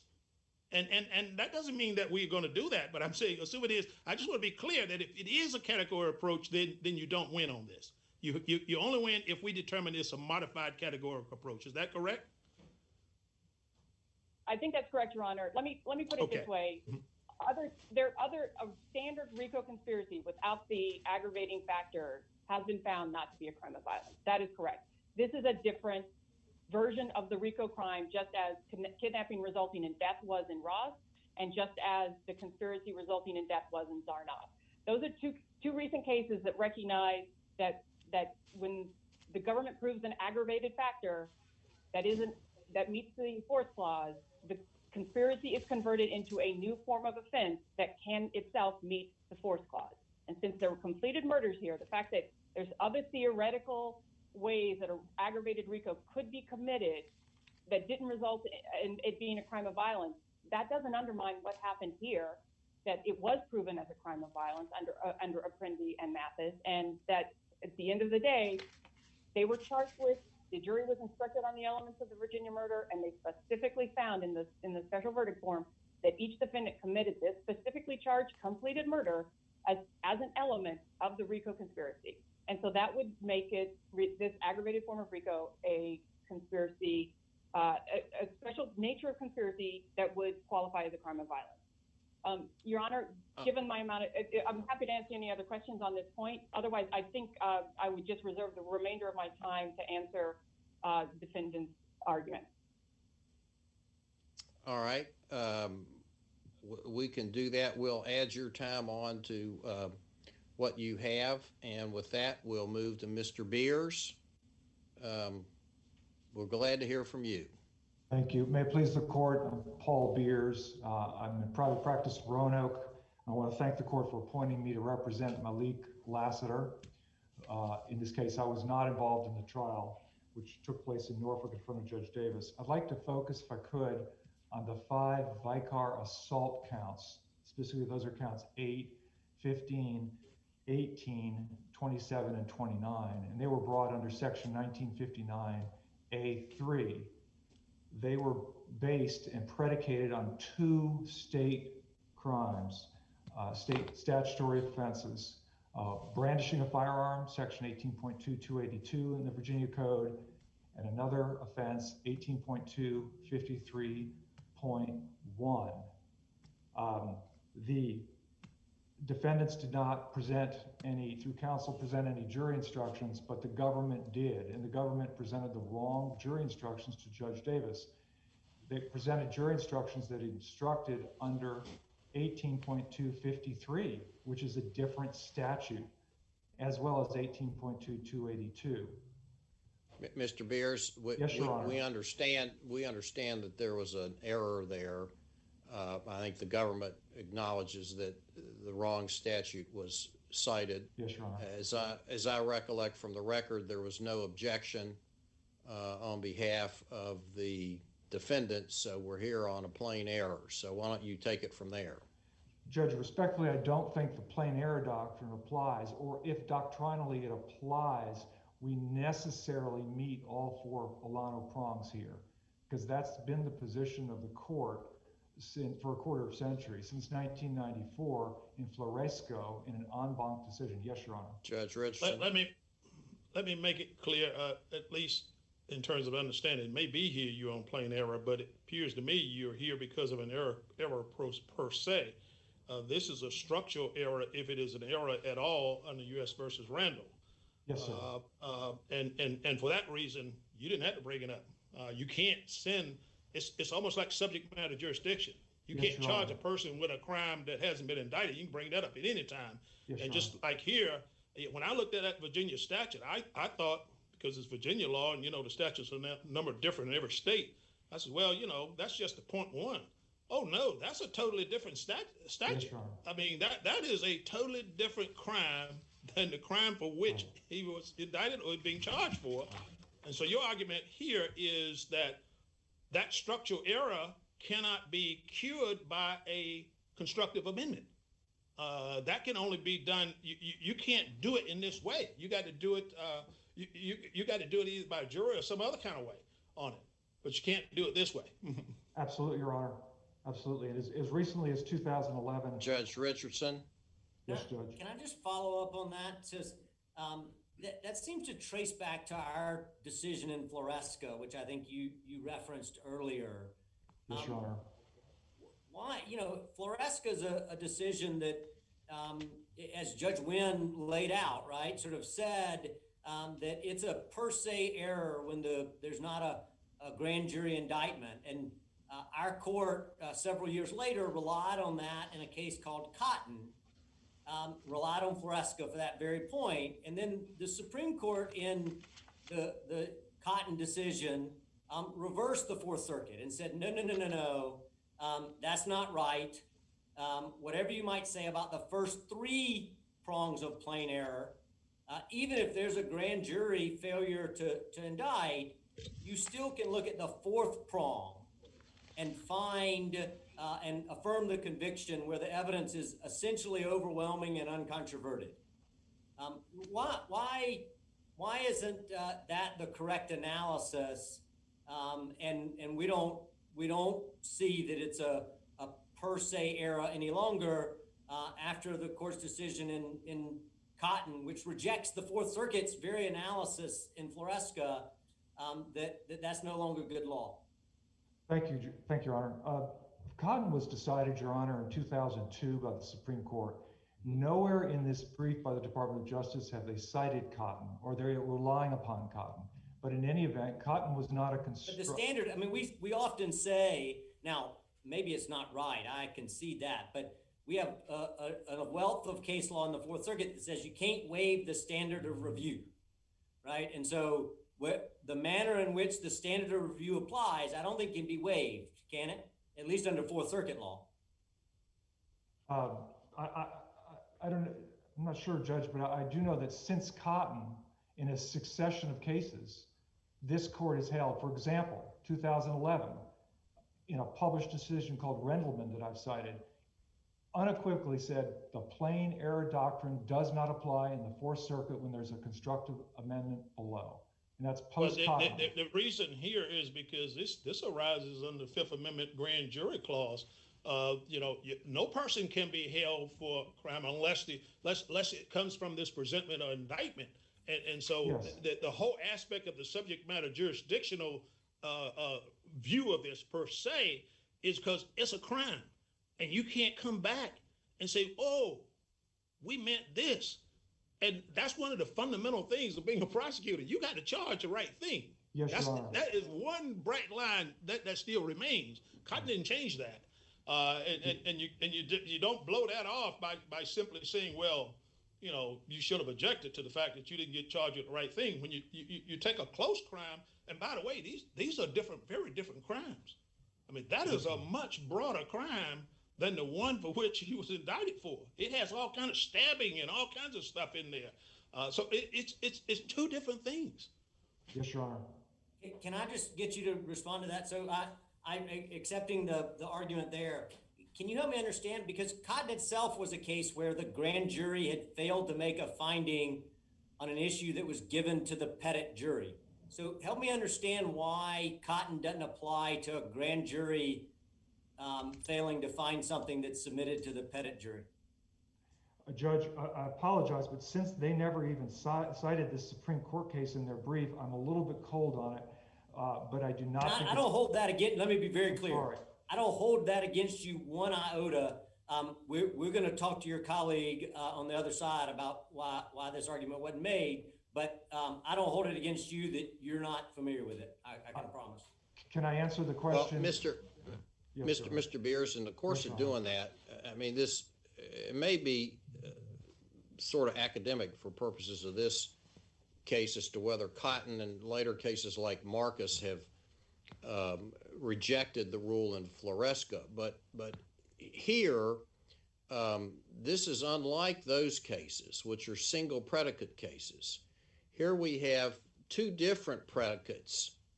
You have the 18.253 or 53.1, but also the state brandishing statute. So even if one of the predicates is invalid, if the other one is not, under Yates, wouldn't that subject you to, at a minimum, plain error review for harmlessness, which would be your burden? In fact, isn't that the exact result that the Supreme Court decided in Hedgepeth? No, Your Honor. I think in for example, Yates and the Fourth Circuit progeny under Yates, that's an alternative when two theories are presented to the jury. And let's say, for example, subject to trial, the Supreme Court says one of those statutes is unconstitutional, so one becomes invalid. Then we can launch into a harmlessness review, but that's not what a constructive amendment is through jury instructions. That the constructive amendment is you're changing the bases of the indictment, bases of conviction. You're changing right. And if this were for Floresca and you only had the one predicate, I think that's a winner for you. Yes, Your Honor. But that's not this case. You have a second predicate where there is no constructive amendment. Why doesn't that seems to be on all fours with the Supreme Court's decision in Hedgepeth? Well, again, counsel for the United States has not cited Hedgepeth, has not cited Cotton, so the court, I'm a little bit cold on some of these cases. But I will say that if I could, that Yates and that line of authority in Hedgepeth, those are harmless error cases. And this court repeatedly in published precedent has said we're not going to apply the harmless error doctrine. So well, the big issue here is that the jury could have found either one. This jury was instructed that either one would have been sufficient. That's the first thing. But the case you want to go to insofar as the alternative error theory is the Sterone case from the United States Supreme Court. That's the case that's on point that deals with this substantial right in this type of a situation here. Yes, Your Honor. I see my time is up unless the court has any further questions. All right. Thank you, Mr. Beers. Ms. Taman. Thank you, Your Honor. May it please the court, Laura Taman representing Appellant Simmons. I had prepared some arguments on the sufficiency of the evidence, and I would just point out that of the 5 Vicar counts that were constructively amended, we have substantial challenges to the sufficiency of the evidence on count 8 and also on count 27. So if there's time remaining after I have responded to the government's appeal, I'd like to double back and sort of address those questions. With respect to count 1, the RICO conspiracy, I would point out to the court that the conspiracy that was charged by the government did not include the sentencing factors. The conspiracy that was charged by the government concluded with the reference to 18 U.S.C. section 1962D, and there was no reference to the 17th provision. Ms. Taman, and we're going to give you a little extra time here. I'm not sure who represents who, but I do have some questions on the sufficiency with regard to two particular counts, 22 and 23, the attempted murders of Lanez, and I think the other guy's name was Nino. So at some point, if somebody wants to address that, because I'm going to be asking the government about it. Your Honor, what happened that evening, the evening of December the 27th, is that for the first time, Mr. Lassiter, who's charged with 4 separate 924C counts, joins the group. And the group arrives in downtown Norfolk at Appellant Simmons' apartment complex. I don't mean to cut you short here, but we know what happened. Can you talk to us about why or why not it's attempt under Virginia law? I'd be happy to address it, but with the court's permission, I'll allow Mr. Beers to address that if that's acceptable. All right. You're on, Mr. Beers. Can you do that? The question of why count 22 is insufficient, the conviction on count 22 and 24. Right. For both this Nino and Lanez. Yes, I can very briefly, Judge. I can tell you that taking 22, that's Lanez, the evidence there, aside from the mens rea question, they have to have a specific intent to attempt murder. But it's aside from that, they need to show under Virginia law of intent, a overt and direct act toward the consummation of the offense. And we know that's true because in 2019, the Virginia Court of Appeals en banc re-examined this very, very question and basically clarified Virginia law that the old slight acts, any slight act toward the crime is sufficient. If there were some old Virginia cases that did suggest that, they clarified that's not the law in Virginia. We know that. That's the last word from the Virginia appellate courts, 2019 en banc.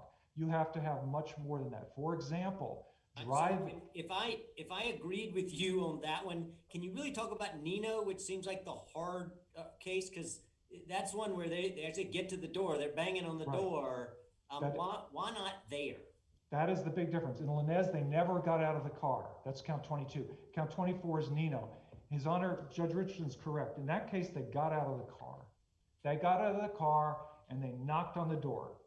And then Nino didn't answer. They drive away. And then Nino calls. So they know Nino's there, but they didn't go back. But and when they're at the door, they are armed. They are armed. So, were the guns drawn, or do you know? They were not drawn. I don't think there's clear evidence. I don't think it's clear as my client was armed, but there's evidence that at least a couple of them were armed. Yes, but they never brandished the weapons or got them out. They were armed, but that's all they did is knock, knock, knock. No Nino. They walk away. Nino calls because I think he was there, and they never go back. That's insufficient because if you look at the Jones case, they say driving to the site of the crime, robbery, with a weapon, wearing a mask, all those are preparatory. They're preparatory, Judge. But that's true for Lanez. I get the preparation for Lanez, right? Like they drive there, they sit outside the house, and then they decide to go get something to eat instead. I don't know what happens, right? But so I get that for Lanez. Yes, but Nino, they don't just drive there. They show up, they bang on the door, they've got the guns. If that's not enough, isn't it that just basically saying you got to shoot the guy before it's an attempt? No, you have to point the gun. And they said that in Jones. They said that if someone takes out a weapon, brandishes it at the victim, points it at them, that's an overt act. That's sufficient. But your argument is anything short of brandishing the gun is not an attempt. I can't do attempt unless I either brandish the gun or maybe from behind the corner so he doesn't see the gun, shoot him or shoot at him. Or grab him, tackle him, attempt to subdue him. Something more than simply knocking on a door. That's preparatory. Thank you, Your Honor. All right. Thank you, Mr. Beers. All right, we're back to you, Ms. Taman, and we're going to give you a few extra minutes. Thank you, sir. Your Honor, going back to the government's appeal, and I had just started to argue that the sentencing factors were actually charged outside of count one. The understanding pre-trial was that they were not elements of the offense. We moved to strike them as surplusage.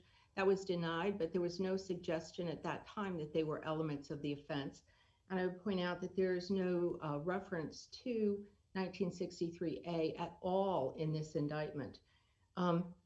One of the things that's really important is that at the time of the charge conference, so during trial, but before the jury was charged, the topic of the DiMaia case being pending at the Supreme Court was much discussed and considered. And it was at that point in time that Chief Judge Davis wanted to confirm that the government wanted to go forward with the crime of violence residual clause instruction. And so in the context of that, Judge Davis spoke to government counsel about what would happen if DiMaia came out, if the Supreme Court affirmed DiMaia and the residual clause was no longer available. And at that point in time, the government argued that each of the 924C counts was tied to a Vicar crime and also to the inchoate conspiracy that's charged in count one. And it was their position that if DiMaia was decided as it has been, that they would still be able to save these 924C counts because each one was tied to a Vicar crime. And so now with respect to count 30, the Vicar crime was struck down, and the government's arguing for the first time that this is an aggravated RICO conspiracy. When she was specifically asked at the charge conference what would happen if the jury only checked the RICO conspiracy and not the Vicar murder, she responded that we'll probably lose that count, understanding that the RICO conspiracy charged in count one was not a crime of violence. The three elements of the RICO conspiracy that the judge instructed the jury they needed to find were simply the agreement between two or more people, element one, element two, that the defendant deliberately joined the agreement, and element three, that the defendant knowingly agreed that a co-conspirator would commit at least two overt acts. At that point in time, everyone understood that if the object of that agreement was a murder under Virginia law, that then the maximum penalty would be life imprisonment. And in this case, I would point out that both Mr. Simmons and Mr. Mitchell did receive a life sentence on count one, which has not been challenged. The court then went on to tell the jury specifically that the essence of the offense charged in count one is the agreement, and specifically told them that no overt act was required. And so the issue before the court isn't really whether we should be using the categorical approach or the modified categorical approach. Under either situation, the government's appeal does not prevail. They do not prevail on this appeal. The modified categorical approach would permit the court to look at the indictment and also the jury instructions, both of which established that the inchoate conspiracy charged in count one was only ever envisioned to be a inchoate crime that was not a crime of violence.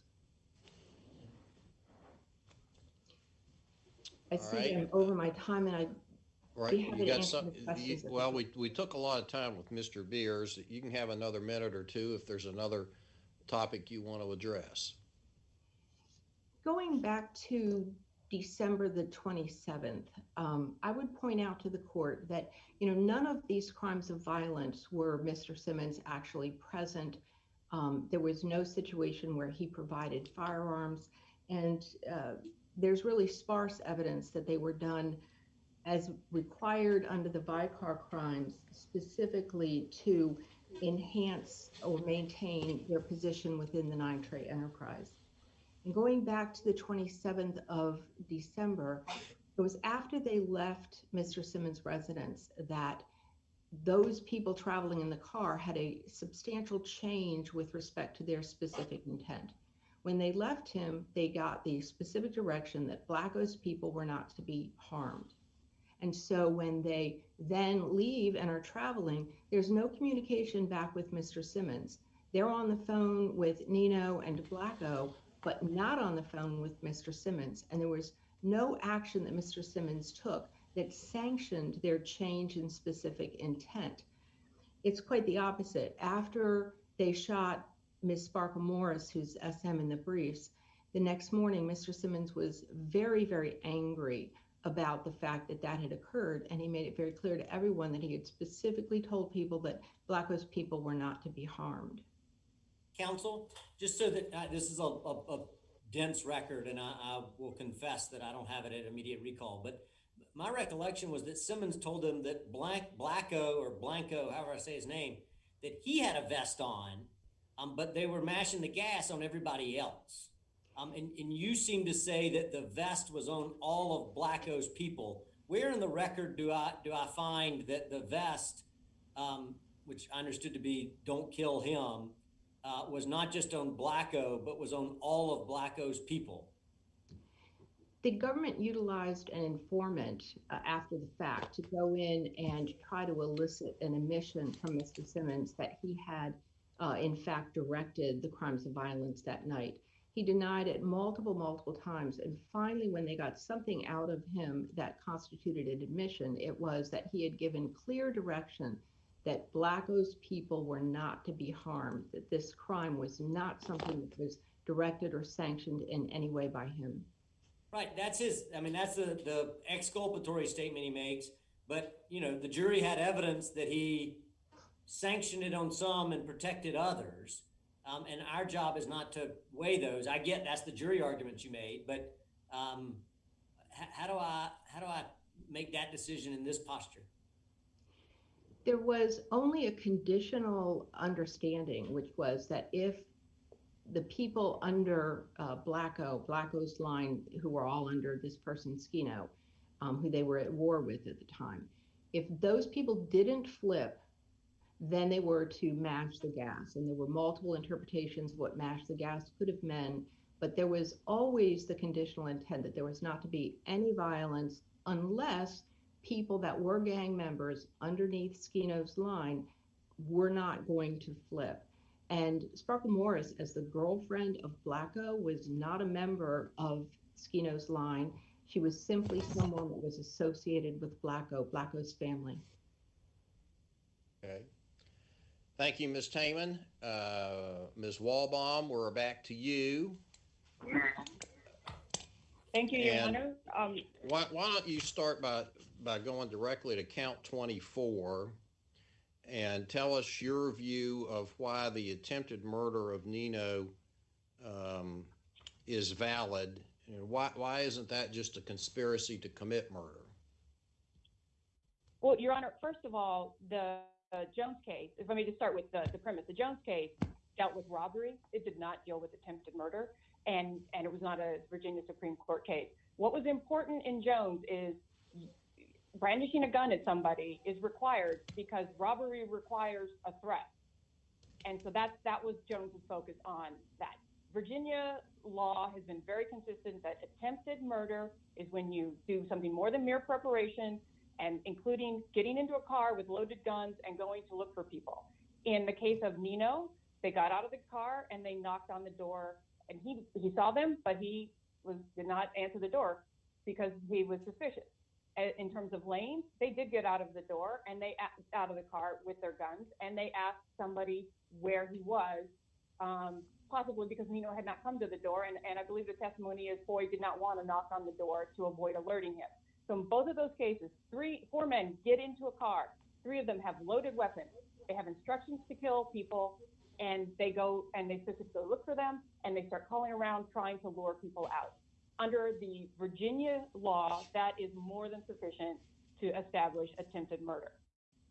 And I would, and obviously, SM was the first person who opened the door when they knocked, and it was clear that their intent was to kill people because she was shot 6 times in the chest. And when taken all together, the jury had more than sufficient evidence, especially when there was no objection to the instruction. So this is plain error. There was a direct act instruction from the district court in terms of the attempt liability, and there was no objection to that. Another point, if I may, on this December 27th event, I believe was a question about Blacko and the Blacko vest. The cooperator Davis said two people had a vest on, Blacko and Lane. However, in the recorded conversation with Chief, the informant, which is on the disc. The video is on the disc, and I urge this court to look at that video because it speaks volumes. But that's Exhibit 14-3. Simmons says he only put a vest on Blacko, not Blacko's people, not the line, just on Blacko, and that's because he thought Blacko was a mole, and that he was his inside guy, and that he was already decided to follow him. And everybody else was given a very clear choice: follow me or be killed. And that was established well before December 27th. So that's sort of the background. And given all of that information, I believe there is more than sufficient evidence in terms of intent and overt act on the Vicar assault, attempted murders against Nino and Lane. But I'm happy to address. Simmons? What about Simmons? Yes, Your Honor. Simmons is the leader. Simmons sent them to. He gave them the orders. He dispatched them, and not only did he dispatch them, he dispatched Mitchell and Foy, who he knew they were his drill mob. They were his assassins. He sent his assassins to kill people. He didn't send them to negotiate a settlement. He sent two men that he knew had killed at least 5 people. And they were armed and they had direction. And so it was aiding and abetting liability for Mr. Simmons.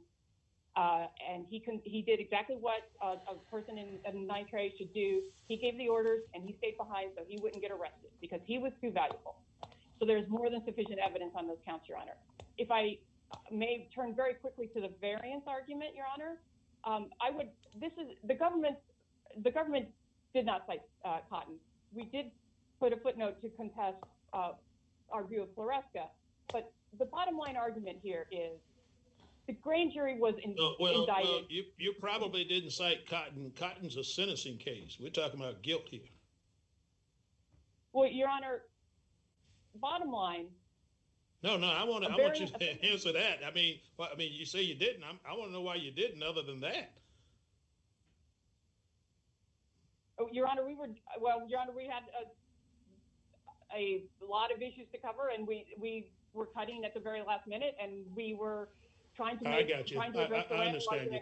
Thank you. That's good. But the bottom line, the grand jury indicted on the count of conviction of Vicar assault on the theory of actual shooting. That was in the overt act.